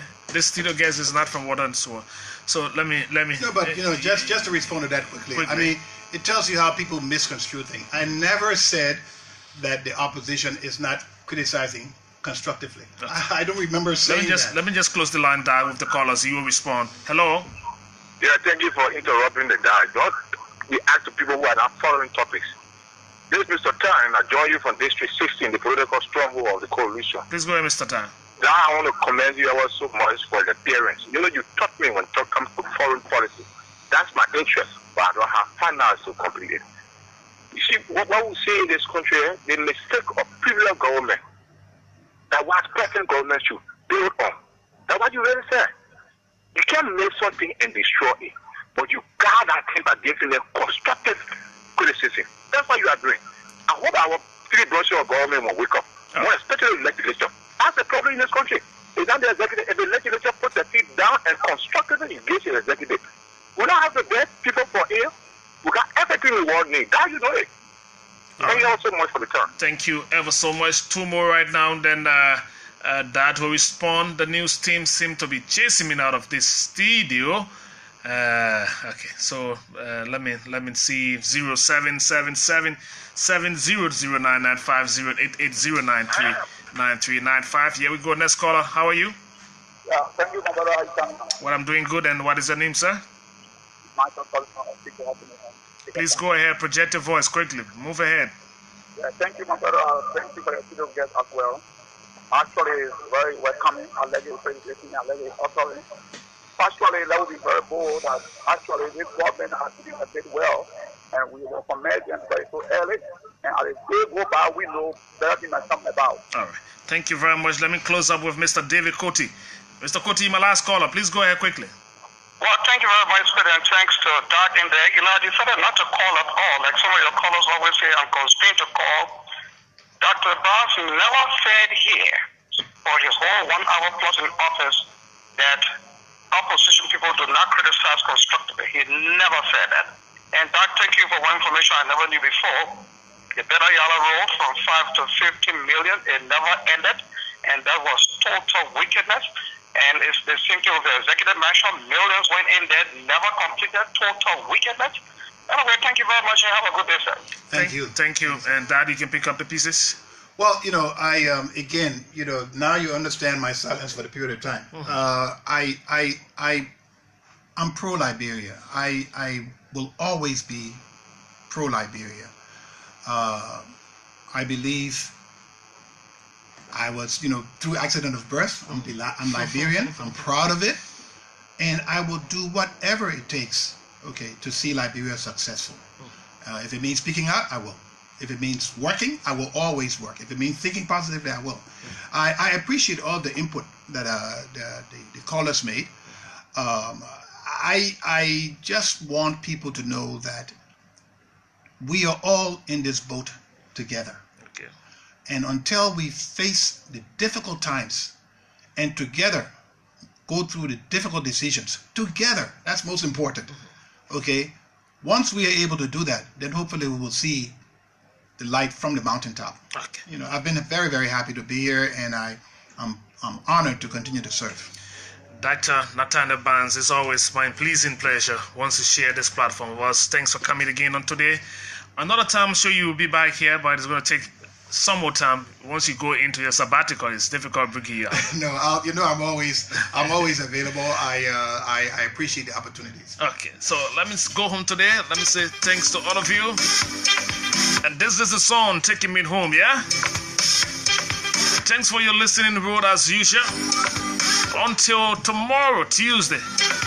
When I'm back here, let me say thanks to the production team. My name is Smith Toby. God bless you. Listen to this music. And you know, so I'm out.